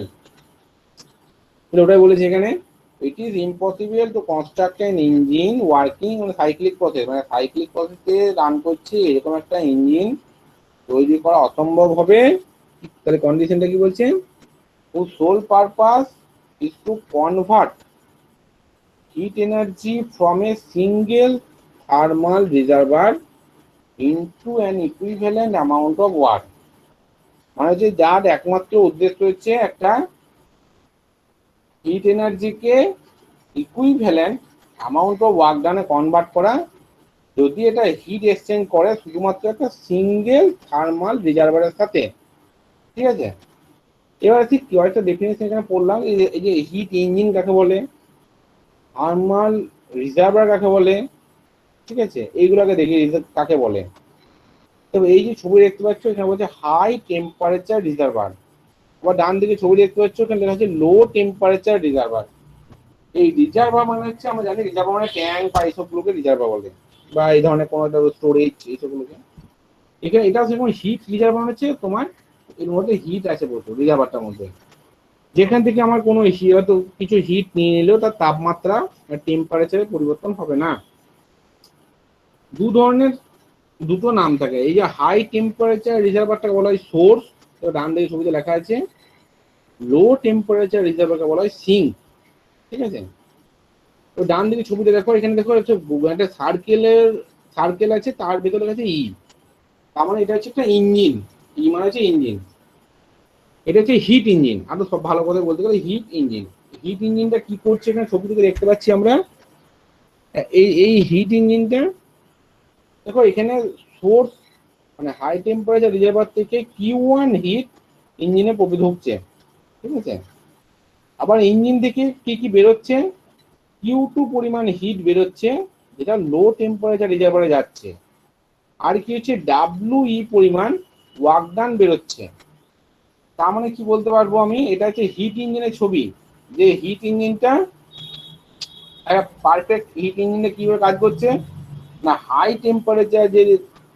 টেম্পারেচার রিজার্ভার থেকে Q1 পরিমাণ হিট নিচ্ছে ইঞ্জিনটা, নিয়ে Q2 পরিমাণ হিট লো টেম্পারেচার রিজার্ভারে দিয়ে দিচ্ছে, ছেড়ে দিচ্ছে, এবার একটা নষ্ট হচ্ছে, কোনো কাজে লাগছে না আমার। আর WE পরিমাণ ওয়ার্ক ডান করছে, যে ওয়ার্ক ডানটা আমার দরকার, মানে কাজে লাগাবো, মেকানিক্যাল ওয়ার্ক ডান। তার মানে আমার বলতে পারবে আরো, মানে যদি আমি একক দিয়ে বলি, ধরো 100 জুল, মানে Q1 মানে 100 জুল, মানে 100 জুল পরিমাণে হিট হাই টেম্পারেচার রিজার্ভার থেকে নিল ইঞ্জিনটা, নিয়ে লো টেম্পারেচার রিজার্ভার যেখানে T2 আছে সেখানে তো ধরো বলছি 40 জুল পরিমাণ হিট দিয়ে দিল, তাহলে 100 জুলের মধ্যে 40 জুল মানে ছেড়ে দিল, মানে Q2 পরিমাণ রিজেক্ট করে, এটা করে রিজেক্ট করা, মানে হিট রিজেক্ট করলো 40 জুল, আর বাকি কত থাকলো তাহলে 100 - 40 মানে হচ্ছে 60। এই 60টা হচ্ছে WE মানে ওয়ার্ক ডান অফ ইঞ্জিন, এই 60 জুল পরিমাণ ওয়ার্ক ডান হলো। তাহলে আমার এখান থেকে বলতে পারবো এটা হচ্ছে পার্টিকুলার ইঞ্জিনের ডেফিনেশন। তাহলে বোঝা গেল ফোর্স কাকে বলে, ইঞ্জিন কাকে বলে। এবার বাঁ দিকে ছবিতে দেখো, এটা ডান দিকে ছবিতে দেখালাম, এই বাঁ দিকে ছবিতে দেখিয়েছে হাই টেম্পারেচার রিজার্ভার থেকে Q1 পরিমাণ হিট ইঞ্জিনটা নিয়েছে, নিয়ে ওয়ার্ক ডান করছে, W পরিমাণ ওয়ার্ক ডান। এখানে কোনো লো টেম্পারেচার রিজার্ভার বা সিঙ্ক নেই। তার মানে আমার যদি সিঙ্ক না থাকে তাহলে আমাকে তো Q2 যেটা বলছিলাম ডান দিকে ছবিতে Q2 মান 0 হবে না। তার মানে Q1 সমান W মানে Q1 হয়ে যাচ্ছে, মানে ওয়ার্ক ডানের মানটা হচ্ছে পুরোপুরি আমার Q1 এর সঙ্গে সমান, যেটা হিট বেরোচ্ছে আমার সোর্স থেকে। তাহলে আমার এখানে কি হচ্ছে, আমার যে পরিমাণ হিট নিচ্ছে, মানে Q1 যদি 100 জুল হয়, তাহলে 100 জুল হিট যদি সোর্স থেকে নেয় ইঞ্জিনটা, তাহলে 100 জুল পরিমাণ ওয়ার্ক ডান করবে। ডাব্লুটা যদি 100 জুল তাহলে হবে। এবার এই ধরনের মেশিনটা কি নাম বলেছে, perpetual motion machine of the second kind. Impossible, মানে এই ধরনের মেশিন কিন্তু হয় না, বাস্তবে সম্ভব নয়, হবে না। যতটা পরিমাণ এনার্জি ও নেবে ততটাই ওয়ার্ক ডান করবে, মানে এনার্জি যতটা ও কনজিউম করছে ততটাই ওয়ার্ক ডান, এটা কিন্তু হয় না। যে পরিমাণ আমার এনার্জি ও ইঞ্জিনটা নেয়, কিছুটা এনার্জি ও রিজেক্ট করে পরিবেশে নষ্ট করে, মানে তোমার মানে এখানে লো টেম্পারেচার রিজার্ভার যেটা বলবো সেখানে রিজেক্ট করবে, আর বাকিটা ওয়ার্ক ডান হবে। এখানে আমার এফিসিয়েন্সি যেটা বলে, এফিসিয়েন্সি যদি ইঞ্জিনের ক্ষেত্রে বার করতে হয় প্যারামিটার, সেটা হচ্ছে efficiency of the engine. Efficiency কাকে বলে, এফিসিয়েন্সি মানে আউটপুট বা ইনপুট, মানে কতটা আউটপুট পাচ্ছি কতটা ইনপুট। যেগুলো তোমাদের সিম্পল লিফটিং মেশিন যখন পড়েছো কোনো তোমার মেকানিক্সে ফার্স্ট সেমিস্টারে, সেখানে ছিল এফিসিয়েন্সি টার্মটা ছিল, সেখানে এফিসিয়েন্সি মানে একই ছিল, আউটপুট বা ইনপুট, কতটা পেয়েছি কতটা দিয়েছি। এখানে আউটপুট বলতে কি বোঝাচ্ছে, আমাকে ওয়ার্ক ডানটা কতটা ওয়ার্ক ডান পাচ্ছি সেটা হচ্ছে আউটপুট। ইনপুট কি, কতটা আমি হিট দিচ্ছি ইঞ্জিনটাতে, মানে Q1টা হচ্ছে ইনপুট। তাহলে আমার এখানে ডান দিকে যে ছবিটা আছে সেই ছবিটা অনুযায়ী, মানে বি মানে যেটা বলছি 1.11 বি হিট ইঞ্জিনের ছবিটা, এইটা অনুযায়ী এফিসিয়েন্সি মানে হচ্ছে আমার WE/Q1, ঠিক আছে। আবার WE মানে কি লিখছি আমি, এখানে যখন আমি বলেছি Q1 হিট ঢুকছে ইঞ্জিনে আর বেরোচ্ছে WE পরিমাণ এবং Q2 পরিমাণ, তাহলে বলতে পারবো WE মানে হচ্ছে Q1 - Q2। তাহলে আমার এফিসিয়েন্সি মানে কত, এফিসিয়েন্সি মানে বললাম WE/Q1। এবার WE জায়গায় Q1 - Q2 বসাবো আর বাই Q1 বসাবো, তাহলে আবার Q1 - Q2/Q1 লিখলাম। এবার দেখাচ্ছি ফর্মটা পরে দেখাচ্ছি, আপাতত বলে দিলাম। তাহলে আমার আরেকবার দেখি লটা কি বলছে।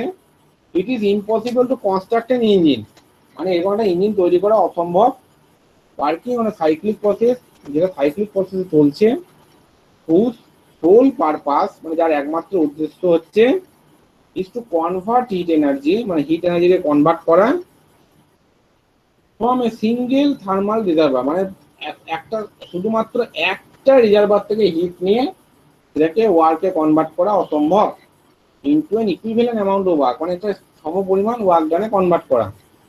তাহলে এটা হচ্ছে আমার কেলভিন প্ল্যাঙ্ক, মানে যেটা বললাম যে তোমার এটা বাস্তবে বাঁ দিকে ছবিটা দেখিয়েছি, এই ছবিটা বলছে বাস্তবে অসম্ভব, মানে এইরকম ইঞ্জিন হয় না। কারণ কি, এই ধরনের ইঞ্জিন যদি করতে হতো তাহলে এফিসিয়েন্সি কত হতো, W/Q1। তবে W সমান Q1 হয়ে গেছে, তাহলে তাহলে কত হতো, 100% হয়ে যেত। 100% হয়ে যেত স্যার। 100%, তবে 100% এফিসিয়েন্ট ইঞ্জিন হয় না, কোনো ইঞ্জিনে 100% এফিসিয়েন্সি হয় না। তাহলে আমার এই ধরনের ইঞ্জিনকে বলা হয় বা বলা হয় perpetual motion machine of the second kind, বা সংক্ষেপে PMM2। দেখো লেখা আছে এখানে PMM2। এই PMM2 or 100% efficient machine is impossible according to Kelvin Planck statement বা সেকেন্ড ল অফ থার্মোডাইনামিক্স, যা বলবে। এবার 2 মানে সেকেন্ড লটা খেয়াল রেখো। তাহলে PMM1 impossible according to first law, আর PMM two impossible according to second law. তাহলে আমার এখান থেকে বোঝা গেল, এই ডায়াগ্রাম থেকে মোটামুটি আইডিয়া হলো এই লটা কি বলছে। এবার দেখো এখানে ওইটাই বলছিলাম যেটা তোমাকে একটু আগে, এফিসিয়েন্সির প্যারামিটারটা। এফিসিয়েন্সি মানে হচ্ছে maximum work obtain by total heat supply. মানে ডাব্লু মানে যেটা বললাম এখানে Q one minus Q two হবে। এই যে বলেছিলাম ডাব্লু মানে Q one minus Q two by Q one total heat supply. এবার one minus Q two by Q one হলো। এবার যদি রিভার্সিবল ইঞ্জিন হয়, রিভার্সিবল মানে হচ্ছে রিভার্স মানে উল্টো বিপরীত। রিভার্সিবল ইঞ্জিন মানে যদি বিপরীত দিকে কাজটা করা যায়, মানে তোমার ধরো উল্টো দিকে কাজ হয়, মানে তোমার ধরো কিউ টু মানে তোমার জাস্ট অ্যারো গুলো ঘুরিয়ে দেবে ডিরেকশন গুলো। মানে কিউ টু হিট ঢুকবে ইঞ্জিনে, ডাব্লু পরিমাণ ওয়ার্ক ডান ঢুকবে, আর কিউ ওয়ান পরিমাণ হিট বেরোবে। এটা হচ্ছে রিভার্সিবল ওয়েতে, মানে যদি রিভার্স ডিরেকশনে পারফর্ম করা যায় সেটাকে বলতে আমরা রিভার্সিবল ইঞ্জিন। যদি রিভার্সিবল ইঞ্জিন, এগুলো নর্মালি সব রিভার্সিবলই হয় এখানে। এবার রিভার্সিবল হলে কি হবে আমার, এটা Q1 by T1 equal to Q2 by T2। যেখানে T1 মানে হচ্ছে যে সোর্স মানে হাই টেম্পারেচার রিজার্ভার, তার temperature in kelvin unit, degree centigrade বা ফারেনহাইট নয়, কেলভিনে। T2 হচ্ছে যে লোয়ার টেম্পারেচার রিজার্ভার বা সিঙ্ক যে রয়েছে তার টেম্পারেচার T2 মানে কেলভিনে। তাহলে Q1 by T1 equal to Q2 by T2, বা এখান থেকে বলা যায় Q1 by Q2 equal to T1 by T2। সেটা এখানে লিখেছি দেখো, এই 1 minus Q2 by Q1 equal লিখেছি 1 মাইনাস T2 বাই T1। তাহলে এটা হলো আমাদের efficiency of the heat engine. এবার হচ্ছে আমাদের নেক্সট হচ্ছে ক্লসিয়াস স্টেটমেন্ট। ক্লসিয়াস স্টেটমেন্ট বলার আগে আরেকটা জিনিস ডায়াগ্রামে বলার আগে একটা জিনিস বলে দিই। এখানে তো দু নম্বর, প্রথম ছবিটা বাদ দাও, পরে বলছি। 2 নম্বর এবং 3 নম্বর ছবিটা দেখো।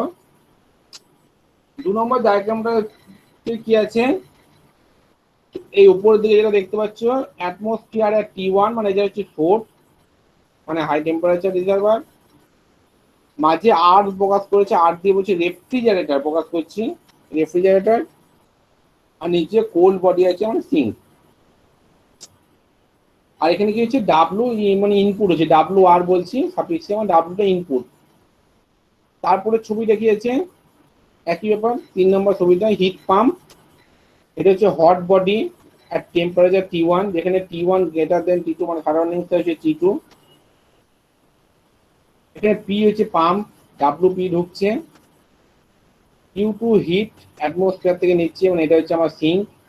তাহলে অ্যাটমসফিয়ার বা হট এগুলো বাদ দিলে দুটো দুটো দেখো 2 নম্বর এবং 3 নম্বর ডায়াগ্রামটা কিন্তু একই, শুধু কয়েকটা সিম্বল শুধু আলাদা এবং নামগুলো একটু আলাদা। দুটো দেখতে পাচ্ছি সোর্স এবং সিঙ্ক আছে, দুটোতে মাঝে একটা কোনো মেশিন আছে, একটা ক্ষেত্রে পাম্প, একটা ক্ষেত্রে রেফ্রিজারেটর। দুটোর ক্ষেত্রে বাইরে থেকে ওয়ার্ক ডান ইনপুট হচ্ছে, মানে ঢুকছে বাইরে থেকে ওয়ার্ক ডান, বেরোচ্ছে না। এই ওয়ার্ক ডানের ক্ষেত্রে বলি, ওয়ার্ক ডানের ক্ষেত্রে যদি আমার যেমন হিটের ক্ষেত্রে বলেছিলাম, যদি সিস্টেমে ঢোকে সেটা পজিটিভ, সিস্টেম থেকে বেরোলে নেগেটিভ। ওয়ার্ক ডানের ক্ষেত্রে কিন্তু উল্টোটা, ওয়ার্ক ডান যদি সিস্টেম থেকে বেরিয়ে আসে মানে আমরা ওয়ার্ক ডান পাই, যদি বেরিয়ে আসে আউট হয় সেটা হচ্ছে আমার পজিটিভ। আর যদি ওয়ার্ক ডান সিস্টেমে ঢোকে অ্যারো দিয়ে দেখায় ঢুকছে সেটা নেগেটিভ বলবো। মানে এই ধরনের ডায়াগ্রামগুলোতে এই যে এখানে ওয়ার্ক ডান ঢুকছে এটাকে আমরা, এটা এখন লাগবে না, তোমাদের ওদের পরে যখন পড়বে ফ্লো প্রসেস তখন পজিটিভ বা নেগেটিভ সিম্বল কাজে লাগবে।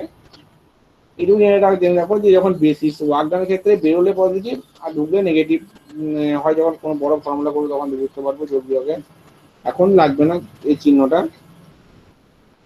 তো তাহলে রেফ্রিজারেটর এবং হিট পাম্পের পার্থক্য একটাই, রেফ্রিজারেটরের কাজ হচ্ছে একটা ক্লোজ স্পেসকে ঠান্ডা রাখা। আমাদের বাড়িতে যে ফ্রিজ আছে, ফ্রিজে দেখতে পাই যে ভেতরটা ঠান্ডা রাখে, ওর উদ্দেশ্য ঠান্ডা রাখা। এখানে যে ডায়াগ্রামে দেখতে পাচ্ছ এই যে ফ্রিজের ক্ষেত্রে কোল্ড বডি আর T2 যেটা বলছি আমি, এই কোল্ড বডি আর T2 এটাকে ঠান্ডা করাটাই হচ্ছে রেফ্রিজারেটরের উদ্দেশ্য, কাজ একদম প্রাইমারি উদ্দেশ্য হলো এটাকে ঠান্ডা রাখা। মানে Q2 পরিমাণে হিট যেটা ও টেনে বার করছে সেইটা যত বেশি হবে তত বেশি ঠান্ডাটা এখানে হবে। আর হিট পাম্পের কাজ কি, হিট পাম্পের উদ্দেশ্য হচ্ছে হট বডি এইটাকে গরম রাখা। মানে ধরো একটা তোমার ঠান্ডা এনভায়রনমেন্ট আছে, পুরো চারিদিক ঠান্ডা, আমি ঘরে একটা হিট পাম্প বসিয়ে দিলাম, তাহলে কি করবে, ও বাইরে থেকে হিট থেকে নিয়ে পাম্প করে আমার ভেতরে ঘরের মধ্যে ঢোকাবে, ঘরটাকে গরম করবে। তাহলে দুটোর উদ্দেশ্য আলাদা। হিট যদিও দেখো এখন দুটো ডায়াগ্রাম প্রায় সিমিলার, এলি একই ডায়াগ্রাম টার্মগুলো বাদ দিয়ে। তাহলে হিট পাম্প এবং রেফ্রিজারেটরের কাজ হচ্ছে এই যে ডাব্লু আর যে বলছি, এটা হচ্ছে বাইরে থেকে ওয়ার্ক ডান দিচ্ছি বলে রেফ্রিজারেটর চলছে। ডাব্লু পি হচ্ছে এখানে বাইরে থেকে ওয়ার্ক ডান দিচ্ছি পাম্পটাতে, পাম্পটা চলছে, নিয়ে হিটটাকে একটা জায়গা থেকে একটা জায়গায় ট্রান্সফার করছে। আমাদের এবার রেফ্রিজারেটর যদি আমার বাড়িতে ফ্রিজে যে রেফ্রিজারেটর রয়েছে সেটা যদি আমি বাইরে থেকে ওয়ার্ক ডান না দিই, মানে যদি আমি ইলেকট্রিক্যাল সুইচ অন না করি, তাহলে কিন্তু আমার রেফ্রিজারেটর চালু হবে না, চলবে না, মানে তখন ঠান্ডা করবে না, ভেতরটাকে আমার ক্লোজ যে স্পেসটা আছে রেফ্রিজারেটরে সেটা ঠান্ডা হবে না। পাম্পের ক্ষেত্রে, হিট পাম্পের ক্ষেত্রেও তাই, যদি আমি পাম্পটা অন না করি, মানে যদি কারেন্ট না দিই তাতে পাম্পটা চলবে না, মানে বাইরে থেকে হিট নিয়ে ঘরের ভেতরে আমার ও দেবে না, ঘরটা গরম করবে না। তাহলে আমার পাম্প বা রেফ্রিজারেটর দুটো ক্ষেত্রে কাজ যেটা হচ্ছে, দেখো এখানে ডিরেকশন অফ হিট ফ্লোটা যদি দেখো, ডিরেকশন অফ হিট ফ্লো সবসময় কোল্ড বডি থেকে হট বডির দিকে হিটটা ফ্লো করছে। দেখো এখানে নিচে দেখো, আগের ইঞ্জিনের ক্ষেত্রে ডিরেকশনটা ছিল হট থেকে কোল্ডের দিকে হিটটা ছিল, মানে উপর থেকে নিচে দিকে নামছিল। আর এখানে রেফ্রিজারেটর বা পাম্পের ক্ষেত্রে সবসময় নিচের থেকে উপরের দিকে হিটটা গেছে, মানে হচ্ছে কোল্ড বডি থেকে হট বডিতে হিট যাচ্ছে আলটিমেটলি, এবং বাইরে থেকে কিছু ওয়ার্ক ডান দিতে হচ্ছে তবেই। এবার ক্লসিয়াস স্টেটমেন্টটা হচ্ছে আমার কি জিনিস, দেখো according to Clausius statement, it is impossible for a self acting machine, একটা সেলফ অ্যাক্টিং নিজে থেকে কাজ করছে এবং মেশিনের পক্ষে অসম্ভব, working in a cyclic process, মানে সাইক্লিক প্রসেস চলছে, to transfer heat from a body at a lower temperature to a body at a higher temperature, মানে হচ্ছে হিট ট্রান্সফার করবে একটা লোয়ার টেম্পারেচারের বডি থেকে একটা হায়ার টেম্পারেচারের বডিতে হিট ট্রান্সফার করবে without the aid of an external agency, মানে কোনো এক্সটার্নাল এজেন্সি মানে এক্সটার্নাল ওয়ার্ক ডানে ছাড়া ও হিট ট্রান্সফার করাটা অসম্ভব। তাহলে পুরো ভাষা আরেকবার বলে দিচ্ছি, একটা সেলফ অ্যাক্টিং মেশিন যেটা সাইক্লিক প্রসেসে চলছে, তার পক্ষে কোনো বাইরের মানে উইদাউট মানে এক্সটার্নাল কোনো সোর্স ছাড়া, মানে এক্সটার্নাল কোনো এজেন্সির সাহায্য ছাড়া সে কোল্ড বডি থেকে হট বডিতে হিট ট্রান্সফার করা তার পক্ষে অসম্ভব। যেটা বললাম যে একটা ফ্রিজ বা রেফ্রিজারেটর বাইরে থেকে যতক্ষণ না ও পাওয়ার পাচ্ছে, মানে যতক্ষণ আমার কারেন্ট ইলেকট্রিসিটি পাচ্ছে ততক্ষণ ও কাজ মানে কি ঠান্ডা করতে পারবে না, মানে কোল্ড বডি থেকে হট বডিতে হিট ট্রান্সফার করতে পারবে না। যেই আমি সুইচ অন করলাম পাওয়ার পেলো, সেই চালু হয়ে গেল। পাম্পের ক্ষেত্রে একই কনসেপ্ট। তাই জন্য এখানে বলা হচ্ছে যে একটা বাইরের এক্সটার্নাল এজেন্সির সাহায্য ছাড়া একটা সেলফ অ্যাক্টিং মেশিন যেটাকে সাইকেলে চলছে, তার পক্ষে লোয়ার টেম্পারেচারের বডি থেকে হায়ার টেম্পারেচার বডিতে হিট ট্রান্সফার করা অসম্ভব। ঠিক আছে, ওইটাই দেখো এবার এক্সাম্পলে দেখানো হয়েছে। একদম বাঁ দিকে ছবিটা দেখো দেখানো হয়েছে, সবচেয়ে লেফট যে দেখাচ্ছে কোল্ড বডি আর T2, এখান থেকে Q2 হিট যাচ্ছে। এবার রেফ্রিজারেটর আর পাম্প আর অর কি লিখেছে, যা দুটোর মধ্যে একটা রেফ্রিজারেটর অর হিট পাম্প, এই Q2 যাচ্ছে, Q1 যাচ্ছে, হট বডিতে Q1টা পড়ছে। এখানে দেখো ডাব্লিউ ভেতর ইনপুট দেখানো হয়নি, মানে তোমার রেফ্রিজারেটর বা পাম্পে ডাব্লিউ দেখানো হয়েছে। তাহলে কি হচ্ছে, এই ধরনের মেশিন আমার অসম্ভব, এই ধরনের মেশিন কি বলছে চলবে না যতক্ষণ বাইরে থেকে ওয়ার্কডাউন ইনপুট হবে। ওই জন্য এটাকে বলছি পারপেচুয়াল মোশন মেশিন মতো সেকেন্ড কাইন্ড, মানে একই কাইন্ড। এটা তোমার হয়ে যাবে ওই 100% হয়ে যাবে। তাহলে এই ধরনের মেশিন আমার বাস্তবে অসম্ভব।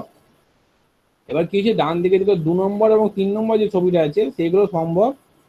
এই যে এখানে এইগুলো হচ্ছে মানে আইডিয়াল ডায়াগ্রাম, যেটা হচ্ছে বাইরে থেকে ওয়ার্কডাউন ঢুকছে, হিট ইনপুট হচ্ছে, এগুলো থেকে দেওয়া আছে। এবার এখানে দেখো রেফ্রিজারেটরের ক্ষেত্রে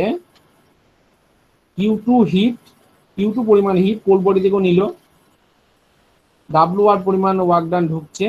তাহলে আমার দুটো ঢুকছে কি WR Q2, আর বেরোচ্ছে, তাহলে আমি এখান থেকে যেটা বলতে পারবো কত, এই ছবিটা ভুল আছে এখানে লেখাটা, এটা Q1 প্লাস WR লিখেছে, তা নয়, অ্যাকচুয়ালি হবে Q2 প্লাস WR। এটা মানে হবে ইকুয়াল টু Q1 সমান Q2 প্লাস WR। দেখো এখানে ডান দিকে হিট পাম্পের ছবিটা দেখো, ওইভাবে লিখেছে 3 নম্বর ডায়াগ্রামটা, এটা তো ঠিক করেছে। Q1 সমান Q2 প্লাস WP করেছে, কারণ তাই হবে, Q2 ঢুকছে, WP ঢুকছে, তাহলে ওই পরিমাণই বেরোবে, যেটা বেরোবে, কারণ যেটা যে পরিমাণ ঢুকলো সেই পরিমাণই বেরোবে। তো ধরে নিচ্ছি আদার কোনো লস নেই, আদার্স লস না থাকলে এটা হবে Q1 সমান Q2 প্লাস WP। স্যার হ্যাঁ, ওটা ছবিটা অ্যাটমসফিয়ার টি ওয়ান নিচে হবে না, তার ওর সাথে তো ইয়ে হয়ে পরে ডাব্লিউ আর ওয়ার্ক ডান করে পরে তো আমাদের কোল্ড বডিটা পাবো। না এই কোল্ড ক্ষেত্রে বডিটা নেই। দুটো বলি, দুটো রেফ্রিজারেটর এবং হিট পাম্পের ক্ষেত্রে কনসেপ্টটা একটু ডিফারেন্ট কিন্তু না। দেখো, রেফ্রিজারেটরের ক্ষেত্রে অ্যাটমসফিয়ারটা হচ্ছে হট বডি, মানে আমার যে তুমি বাড়িতে যা ফ্রিজে বা রেফ্রিজারের কথা চিন্তা করো, ভেতরের উদ্দেশ্য কি ভেতরটা ঠান্ডা করা। এবার এবার আমার আমার ও কি করছে, ভেতর থেকে হিট নিয়ে বাইরে পরিবেশে ছাড়ছে, ঠিক আছে। তাহলে আমার বাইরে পরিবেশটা সোর্স মানে গরম বস্তু এখানে, তাহলে আমার এইটা কোল্ড বডি যেটা দেখতে পাচ্ছি নিচের দিকে, সেইটা হচ্ছে আমার ফ্রিজের ভেতরের স্পেসটা, এখানে এইটা। এবার এখানে এটা T2 আছে, আর ভেতরে ওপরে অ্যাটমসফিয়ারটা T1 আছে। এবার সবসময় আমার কি হচ্ছে, T2 লেস দেন T1, কারণ ফ্রিজের ভেতরে তো আমার 4 ডিগ্রি বা 5 ডিগ্রি টেম্পারেচার হয়, আর বাইরে পরিবেশে 40 ডিগ্রি টেম্পারেচার আছে ধরো, অত অটোমেটিক 5 লেস দেন আমার 40 হলো, ঠিকই আছে। তাহলে এইটা হচ্ছে আমার অ্যাটমসফিয়ার, এখানে হিটটা ছেড়ে দিচ্ছে গিয়ে পড়ে। আমার এইটা মেজার করার উদ্দেশ্য নয়, অ্যাটমসফিয়ারে কি কাজ হচ্ছে, আমার উদ্দেশ্য হচ্ছে কোল্ড বডিটাতে কতটা হিট বের করছে, মানে এটা কতটা ঠান্ডা রাখছে। আর পাম্পের ক্ষেত্রে উদ্দেশ্য কি, পাম্পের ক্ষেত্রে এইটা হচ্ছে অ্যাটমসফিয়ার, বাইরে ধরো ধরো ধরো শীতকাল চলে এসছে, একদম 5 ডিগ্রি টেম্পারেচার, গোটা পরিবেশ, মানে ঘরের ভেতরে 5 ডিগ্রি, বাইরে 5 ডিগ্রি। আমি যখন কি করলাম, আমার এইটা হট বডি মানে যে ঘরটা, সব জানলা বন্ধ করে একটা পাম্প চালিয়ে দিলাম, হিট পাম্প।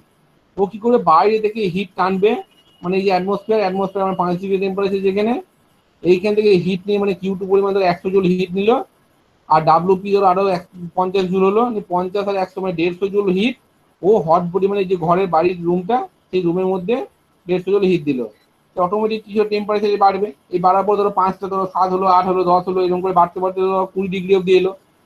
তাহলে তখন কি হলো, T1 মানে 20 ডিগ্রি, তাহলে T1 গ্রেটার দেন T2, যেখানে T2 মনে হচ্ছে আমার অ্যাটমসফিয়ার টেম্পারেচার 5 ডিগ্রি সেন্টিগ্রেড, আর ঘরের টেম্পারেচার যেটা বললাম 40 ডিগ্রি, এই সরি 20 ডিগ্রি হয়ে গেছে।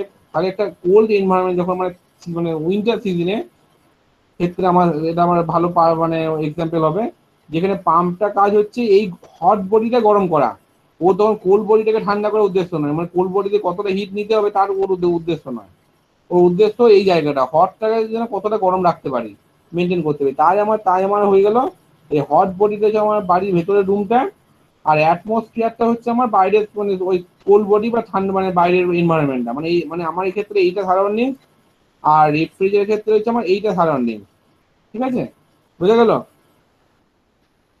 হ্যাঁ, Sir, the heat which is, sir, rejected from the refrigerator to the atmosphere হ্যাঁ, is greater than the heat which is taken from the cold body. Heat rejected from the refrigerator, Sir, to the atmosphere, হ্যাঁ, sir, that is greater than the heat taken from the cold body. yes, because heat taken from the cold body is Q2, and we are giving Ye- input of WR amount of work done to the refrigerator. So heat liberated from the refrigerator is Q1 plus WR. That is why when you touch the condenser plate of the refrigerator in the back side of the refrigerator, because if you ever touch your refrigerator in the back side of the like some net portion is there, some that is called Sir. condenser. So if you touch that one, you will feel some hot, okay, that is the heat Yes, sir. extracted from the chamber of the fridge and the input of the electrical energy. So here Yes, sir. you can see that Q2 amount of heat is liberated from the cold body, and WR amount of work done is given input to the refrigerator. So to balance these things, the liberated heat from the refrigerator is Q1 plus WR. Otherwise, if it Okay, is sir. not greater than that, so this will not balance, and I don't know where this energy will go. Yes, sir. Okay. মানে sir Q2 তাপ নেওয়ার পর তো বস্তু টেম্পারেচারটা T2 হবে, অবশ্যই Q2 hit T2 তো প্রথমে থাকছে না, মানে Q2 তাপটা নেওয়ার পর বস্তু থেকে তারপরে হ্যাঁ, T2 ওর টেম্পারেচারটা তারপরে আসছে। T2 হয়ে যাচ্ছে অবশ্যই। প্রথমে যখন তোমার চলেনি তখন ধরো T1 ও যা T2 ও তাই, ঠিক আছে। চলার আগে। এবার তোমার কিছুক্ষণ চলার পর T2টা কমে যাবে, T1টা যা থাকবে তাই থাকবে, ওকে কারণ স্যার। অ্যাটমসফিয়ার অত খুব একটা আমার চেঞ্জ এফেক্ট পড়ে না। এবার আমার এইটা তোমার জাস্ট একটা বেসিক তোমার একদম যোগ বিয়োগের মতো কনসেপ্ট, মানে যে পরিমাণ এনার্জি ঢুকছে সেই পরিমাণ এনার্জি বেরিয়ে যাবে, ও নিজে কিছু ধরে কিছু রাখবে না। তাহলে রেফ্রিজারেটরে যদি আমার Q2 ঢোকে এবং WR ঢোকে, তাহলে বেরোবে আমার Q2 প্লাস WR করে বেরোবে। এটা একদম সিম্পল হিসাব। তাহলে আমার এবার দেখো রেফ্রিজারেটর এবং পাম্পের ক্ষেত্রে, হিট পাম্পের ক্ষেত্রে একটা প্যারামিটার থাকে, সেটা বলে COP, কোএফিসিয়েন্ট অফ পারফরমেন্স। এর ক্ষেত্রে এফিসিয়েন্সি হয় না, ঠিক আছে, এফিসিয়েন্সি বলে কোনো প্যারামিটার নেই এদের ক্ষেত্রে। এদের ক্ষেত্রে কি হয়, COP, coefficient of performance. Coefficient of performance কি বলা হয়, এটা ইকুয়াল টু দুটোর ক্ষেত্রেই ডেজায়ার্ড এফেক্ট বাই ওয়ার্ক ইনপুট। ঠিক আছে, ডেজায়ার্ড এফেক্ট বাই ওয়ার্ক ইনপুট। দেখো ডেজায়ার্ড এফেক্ট বলতে কি বোঝায়, রেফ্রিজারেটরের ক্ষেত্রে কি, রেফ্রিজারেটরের ক্ষেত্রে ডেজায়ার্ড এফেক্ট মানে কত, আমার উদ্দেশ্য কি, রেফ্রিজারেটরের উদ্দেশ্য হচ্ছে কোল্ড বডি যেটা দেখতে পাচ্ছি আমি সেটাকে ঠান্ডা করা। তাহলে এইটাকে ঠান্ডা যত বেশি করবে, মানে আমার ফ্রিজটা 4 ডিগ্রি থেকে 3 ডিগ্রি যদি টেম্পারেচার হয়, 2 ডিগ্রি টেম্পারেচার হয়, সেটা বেশি উদ্দেশ্য আমার। তাহলে রেফ্রিজারেটরের ক্ষেত্রে আমার উদ্দেশ্য ঠান্ডা করা, মানে বাইরেটা গরম করা উদ্দেশ্য নয়। মানে এই যে সোর্সটাকে দেখতে পাচ্ছি, সোর্স মানে অ্যাটমসফিয়ারটাকে, এই যে Q1 কত হবে সেটা উদ্দেশ্য নয়, মানে কতটা হিট পরিবেশে ছাড়বে সেটা উদ্দেশ্য নয়, কতটা হিট ও এখান থেকে টেনে বের করতে পারবে, মানে কতটা হিট ড্র করতে পারছে Q2, সেইটা হচ্ছে উদ্দেশ্য। যত Q2 বাড়বে তত আমার T2টা ছোট ছোট হবে। তাহলে আমার Q2টা যে মেইন ডেজায়ার্ড এফেক্ট, তাহলে আমি যেটা বললাম COP মানে ডেজায়ার্ড এফেক্ট বাই ওয়ার্ক ইনপুট। তাহলে ওয়ার্ক ইনপুট কত, যে এখানে আমার WR, তার মানে বলবো এখানে কত আমার রেফ্রিজারেটরের ক্ষেত্রে COP মান হচ্ছে Q2 বাই WR, ঠিক আছে। আর পাম্পের ক্ষেত্রে কি হবে COP, পাম্পের ক্ষেত্রে ডেজায়ার্ড এফেক্ট কি, এই জায়গাটা গরম করা, হট বডিটাকে গরম রাখা, মানে অ্যাটমসফিয়ার বাইরে ঠান্ডা এনভায়রনমেন্ট থেকে তাপ নিয়ে নিলাম, নিয়ে আমার এই রুমটাকে, মানে আমার যে ধরো বেডরুম হোক, ড্রয়িং রুম হোক, ডাইনিং রুম হোক, সেইটাকে আমার গরম রাখা, হট বডিটাকে। তাহলে এইটা হচ্ছে ওর উদ্দেশ্য, মানে আমার কি, আমার এখানে কতটা হিট দিতে পারছি তার উপর ডিপেন্ড করছে, যত বেশি হিট দেবো তত টেম্পারেচার বাড়বে, মানে এখানে যে কতটা হিট দিচ্ছি, Q1 পরিমাণ হিট দিচ্ছি, তাহলে এর উদ্দেশ্য যে Q1টার উপর ওখানে ডিপেন্ড করছে। তাহলে এইটা হচ্ছে ডেজায়ার্ড এফেক্ট পাম্পের ক্ষেত্রে। তাহলে পাম্পের ক্ষেত্রে কিন্তু Q2 ডেজায়ার্ড নয়, ডেজায়ার্ড হচ্ছে Q1। তাহলে আমার এখানে পাম্পের ক্ষেত্রে COP কত হবে, Q1 বাই WP, যেটা বললাম টার্ম একটাই, ডেজায়ার্ড এফেক্ট বাই ওয়ার্ক ইনপুট। এই ডেজায়ার্ড এফেক্টটা দুটো ক্ষেত্রে আলাদা, রেফ্রিজারেটরের ক্ষেত্রে ডেজায়ার্ড এফেক্ট Q2, আর পাম্পের ক্ষেত্রে ডেজায়ার্ড এফেক্ট হচ্ছে Q1। তাহলে এবার দেখো এখানে আমি লিখছি কিভাবে, দেখো এখানে COP অফ রেফ্রিজারেটর লিখেছি, যেটা বললাম Q2 by WR, refrigerator Q2 by WR মানে লিখছি কি Q1 মাইনাস Q2। দেখো তাই হয় কিনা দেখো, এখানে কি বললাম Q1 সমান হবে, যেটা বললাম Q2 ঢুকছে, WR ঢুকছে, বেরোচ্ছে Q1 হয়ে, তাহলে Q1 মানে ছিল WR প্লাস Q2। তাহলে এখানে লিখবো WR equal to Q1 minus Q2, ঠিক আছে। তাহলে আমি এটা লিখছি এখান থেকে, WR মানে Q1 মাইনাস Q2, ঠিক আছে। তাহলে ইকুয়াল টু এখান থেকে লিখছি, এবার Q2 মানে লিখছি, এটা বললাম রিভার্সিবলের ক্ষেত্রে এটা হবে Q2 by Q1 minus Q2 মানে লিখবো T2 by T1 minus T2, যেখানে T এগুলো হচ্ছে তো কেলভিন এককে থাকে, ঠিক আছে। এবার এখানে maximum coefficient of performance of heat পাম্পের ক্ষেত্রে কি হবে, হিট পাম্পে বললাম COP of pump Q1 by W। তবে Q1 বাই W কি মানে হচ্ছে, WP এর মানে একই মান, Q1 মাইনাস Q2 হলো T1 by T1 minus T2। তাহলে পাম্পের ক্ষেত্রে আমি পাচ্ছি কত, T1 by T1 minus T2, যেটা T1 মানে সোর্সের টেম্পারেচার, T2 হচ্ছে সিঙ্কের টেম্পারেচার, সিঙ্ক মানে লো টেম্পারেচার রিজার্ভার, সোর্স মানে high temperature reservoir. COP of pump পেলাম T1 by T1 minus T2, আর সিওপি অফ রেফ্রিজারেটর পাচ্ছি T2 by T1 minus T2। এই দুটো দেখে দেখো রিলেশন পাবো আমি কি, এই পাম্পের যেটা পেলাম T1 by T1 minus T2 equal to পেলাম, এটাকে এইভাবে লেখা যায় T2 by T1 minus T2 plus 1। ঠিক আছে, দেখো আমি এটাকে যদি লসগু করি ওইটাই আসবে, মানে T1 মাইনাস T2 লসগু, এটাকে যে পুরোটা যদি ওই মানে সিম্পলিফাই করি বা সলভ করি, তাহলে উপরে পড়ে থাকবে সেই T1 মাইনাস T2 পড়ে থাকবে, মানে এইটাকে জাস্ট এই জায়গাটাকে এইভাবে লিখলাম। ঠিক আছে, এটাকে এই জায়গাগুলো লিখলাম। এটা লেখার একটাই উদ্দেশ্য, লেখার উদ্দেশ্য রয়েছে T2 by T1 minus T2, মানে লিখতে পারবো আমি সিওপি অফ রেফ্রিজারেটর। তার মানে এটা হচ্ছে COP of pump equal to COP of refrigerator plus 1। তাহলে we see that COP of heat pump is greater than COP of a refrigerator by unity, মানে রেফ্রিজারেটর সিওপি থেকে পাম্পের সিওপি এক বেশি হয়। ঠিক আছে, তাহলে আবার এটা দেখবে অনেক সময় অঙ্ক করতে গিয়ে কাজে লাগে, বা তোমার এটা বলা যেতে পারে যে একটা জিনিস যদি রেফ্রিজারেটর কাজ করে, সেই মেশিনটা যদি পাম্প হিসেবে কাজ করে তার সিওপি কত হবে। তাহলে সবসময় আমরা জানি রেফ্রিজারেটর হিসেবে যদি তার সিওপি 5 বা 10 বা 11 বা 12 কিছু হয়, তাহলে পাম্প হিসেবে যখন ব্যবহার করবো তখন তার সিওপিটা রেফ্রিজারেটর সিওপি থেকে এক বেশি হবে। এবার আবার একটা তোমার থাকে equivalence of Kelvin Planck and Clausius statement. Clausius এবং কেলভিন প্ল্যাঙ্কের ইকুইভ্যালেন্ট, মানে সম্পূর্ণ দুটোর মধ্যে তোমার দেখো সিমিলারিটি কি আছে।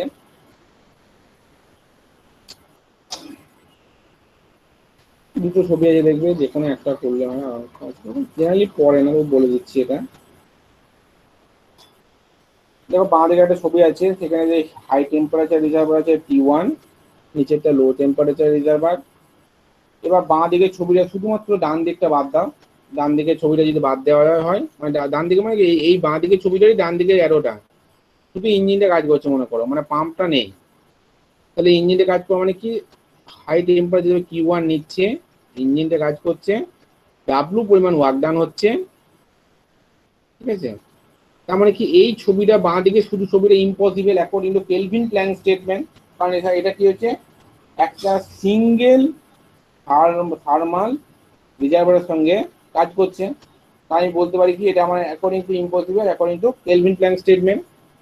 এবার ডান দিকেটা দেখি, ডান দিকে শুধু যদি আমি পাম্পের জিনিসটা চিন্তা করি, Q2 পরিমাণ হিট ঢুকছে, ডাব্লু পরিমাণ হিট বেরোচ্ছে, Q1 প্লাস Q2 পরিমাণ হিট যাচ্ছে, মানে তাহলে আমি বলতে পারবো হয়তো আমার ঠিকই আছে পাম্পে, কিন্তু নয়। কেন নয়, দেখো এখানে Q1 প্লাস Q2 রিজার্ভারে যাচ্ছে, আবার Q1 বেরিয়ে যাচ্ছে, তাহলে আলটিমেটলি কি হচ্ছে Q2 হিট যাচ্ছে, আবার Q2 পরিমাণ হিট হাই টেম্পারেচার রিজার্ভারে যাচ্ছে। তাহলে আমার কি হচ্ছে, এখানে কি হচ্ছে Q1 টা মাইনাস হয়ে যাচ্ছে, কারণ Q1 প্লাস Q2 হিট রিজার্ভারে গেল, আবার Q1 হিট বেরিয়ে গেল রিজার্ভার থেকে, তাহলে আলটিমেটলি ঢুকলো Q2 হিট রয়ে যাচ্ছে। তাহলে এখান থেকে কি Q2 হিট যাচ্ছে, আবার Q2 রিজার্ভার হচ্ছে, মানে 100% হয়ে যাবে সিওপিটা। যেটা কি এটা according to impossible according to Clausius statement. কারণ ক্লসিয়াস স্টেটমেন্ট কি হচ্ছিল, আমার এটা কিন্তু আলাদা ছিল, মানে Q2 ঢুকছে, এখানে Q1 টা সম্পূর্ণ আলাদা ছিল, তার মানে এখানে কি নেট ওয়ার্ক ইনপুটটা দেখানো হচ্ছে না। তাহলে এটা কি হচ্ছে equivalence of Kelvin Planck Clausius, মানে কেলভিন প্ল্যাঙ্ক ভায়োলেট করলে ক্লসিয়াস ভায়োলেট হচ্ছে, বা ক্লসিয়াস ভায়োলেট হলে কেলভিন প্ল্যাঙ্ক ভায়োলেট হচ্ছে। তো এটা একটা ডায়াগ্রাম এখানে দেখানো হচ্ছে বাঁ দিকে ছবিটা অনুযায়ী। ডান দিকে ছবিটা যদি দেখো, এটাও ইম্পসিবল হবে, তার কারণ দেখবে এখানে লেখা আছে, যে কোনো একটা করলেই হবে, যদি যদি পরীক্ষা দেয়, জেনারেলি দেয় না হয়তো, দিলেও যে কোনো তোমার এটাও লিখতে পারো। এখানে তোমাদের high temperature reservoir, low temperature reservoir আছে। এবার বাঁ দিকে ছবিটা দেখো, হিট পাম্প দেখানো হয়েছে, হিট পাম্পটা Q2 হিট নিচ্ছে, আবার Q1 হিট দিচ্ছে রিজার্ভারে, without aid of an external agency, মানে কোনো এক্সটার্নালি আমার ইনপুট হয়নি। তো এটা impossible according to Clausius statement. আবার ডান দিকে ছবি দেখো, এটা ইঞ্জিনের ছবি দেখানো যে Q1 হিট আসছে, এটা হিট ইঞ্জিন, ডাব্লু হিট আছে Q1 মাইনাস Q2, আবার Q2 এখান থেকে যাচ্ছে। তাহলে একই ব্যাপার এখানে দেখো, তোমার এক্ষেত্রে কি হয়েছে, লো টেম্পারেচার যে রিজার্ভার সিঙ্কটা আছে, এখানে এই ছবিটা দিয়ে Q2 পরিমাণ হিট আমার এখানে রিজেক্ট হচ্ছে, ঢুকলো, আবার এখান থেকে Q2 হিট বেরিয়ে যাচ্ছে। তার মানে কি আলটিমেটলি আমার লো টেম্পারেচার রিজার্ভারের সঙ্গে কোনো লিঙ্ক হচ্ছে না, মানে তোমার হিট এক্সচেঞ্জ হচ্ছে না, শুধুমাত্র যা সিঙ্গেল থার্মাল রিজার্ভার হয়ে যাচ্ছে, মানে Q1 হিট নিচ্ছে, Q1ই বেরোচ্ছে, যেটা impossible according to Kelvin Planck statement, তার জন্য আমি বলতে পারবো এটা আমার মানে একটাকে ভায়োলেট করলে আরেকটাকে ভায়োলেট করে, এটাই হচ্ছে আমার ল। তো দেখবে কিছু মানে তোমার অঙ্ক দেওয়া আছে, যেমন engine works between the temperature limit of 1775 Kelvin and 375 Kelvin. What can be the maximum thermal efficiency of this engine? T1 আছে, T2 আছে। এবার তোমার ইঞ্জিনের এফিসিয়েন্সিটা ছিল দেখবে T1 minus T2 by T1 ছিল, বা অনেক বই এইভাবে লেখে 1 মাইনাস T2 বাই T1, মানে এটাকে ভাগ করে দেয়, মানে T1 by T1 minus T2 by T1 করে। এবার T1 বাই T1 কেটে 1 হয়ে যায়, minus T2 by T1। T1 T2 মানগুলো বদলে যেটা বললাম কেলভিনে আছে বলে করা গেলো 78.87%। আমাদের আর কিছু অঙ্ক আছে, এই দুটোর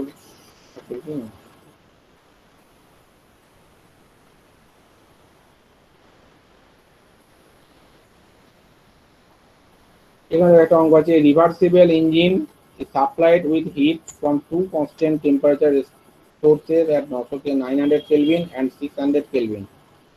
আর দুটো দেখো রিজার্ভ আছে, ছবি দেখানো হয়েছে এখানে। and reject heat to a constant temperature since 300 kelvin, মানে হচ্ছে দুটো রিজার্ভার আছে, একটা মানে সোর্স হচ্ছে 900 কেলভিনের মানে T1, আর একটা সোর্স T3 তে প্রকাশ করছি 600 কেলভিন, ঠিক আছে। আর ইঞ্জিন দেখানো হয়েছে, আর এখানে সিঙ্কটা হচ্ছে 300 কেলভিন, মানে T2 বা T4, মানে দুটো ইঞ্জিন মানে দেখানো হয়েছে।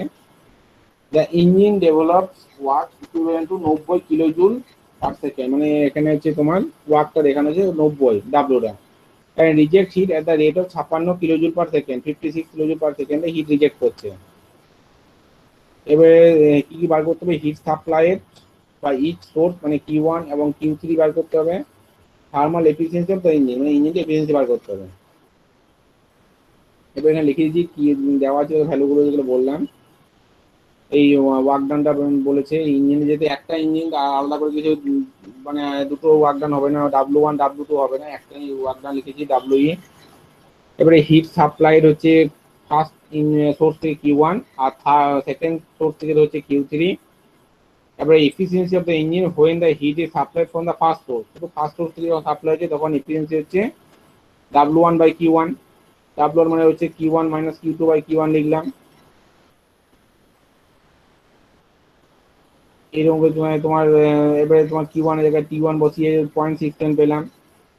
ওই আবার ওয়ার্ক অফ 10 হচ্ছে W1 মানে Q1 মাইনাস Q2, এখান থেকে এটা পাচ্ছি। আবার হিট রিজেক্টেড অঙ্ক দেখে না, মোটামুটি দেখবে একই রকম অঙ্ক থাকে। বাই দ্য সিং Q2 এখান থেকে বার করলাম।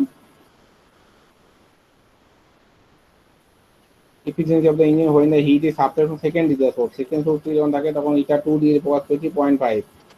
Work of 10 by the engine এবার মানে সেকেন্ড সোর্সটার ক্ষেত্রে ওয়ার্ক অফ 10 বার করবো, বার করে পরে এগুলো কম ইয়ে নেই। এবার ম্যাক্সিমাম হচ্ছে তোমার দুটো ওয়ার্ক ডান টোটাল বার করেছি W1 প্লাস W2 করে দুটো বার করেছি, বের করা হয়েছে। একটা অঙ্ক দেখবি না, ভালো অঙ্ক থাকে পরীক্ষাতে।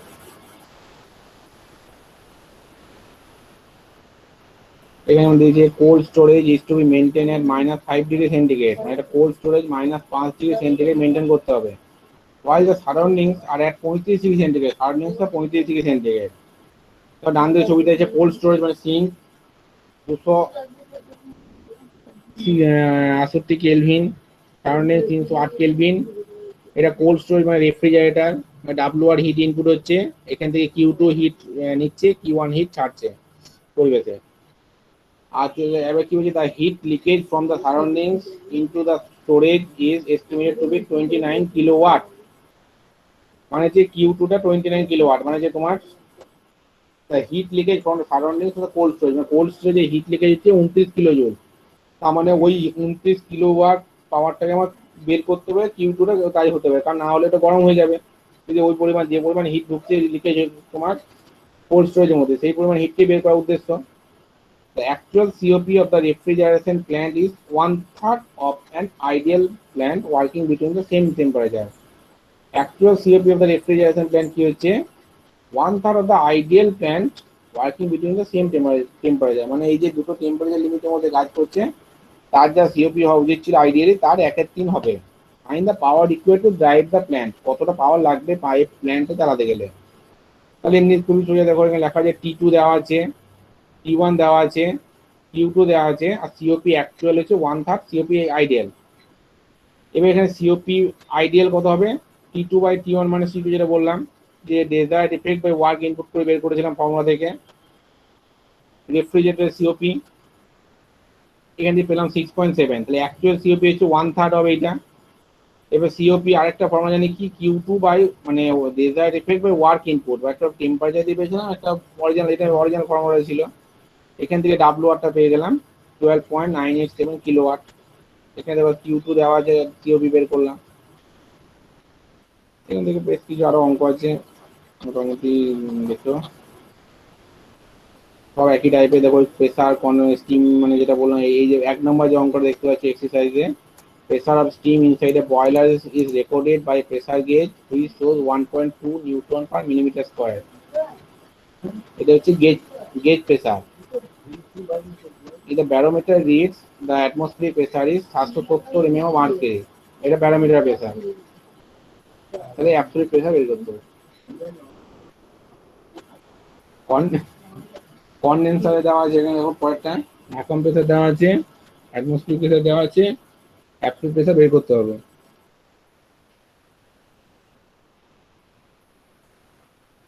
এগুলো দেখবে বেশ কিছু টাইপের অঙ্ক দেওয়া আছে একই মূলক, দেখে নেবো কয়েকটা। অবজেক্টিভ কিছু আছে, ঠিক আছে। অবজেক্টিভ গুলো দেখবে প্রত্যেক বই দেখবে এবং শেষে থেকে দেওয়া থাকে দেখবে। এই যেমন ধরো পরীক্ষা যেগুলো পড়ে, আমি তোমাদের আর কিছু নেই মোটামুটি দেখে দেখো, অ্যাটেন্ডেন্সের স্ক্রিনশটটা তুলে নিই।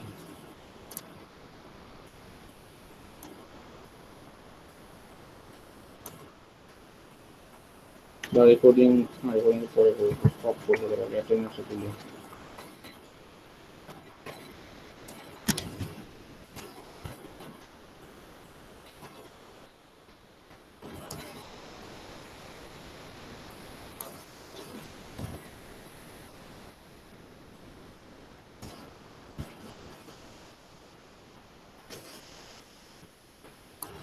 স্যার রেকর্ডিংটা অফ করুন।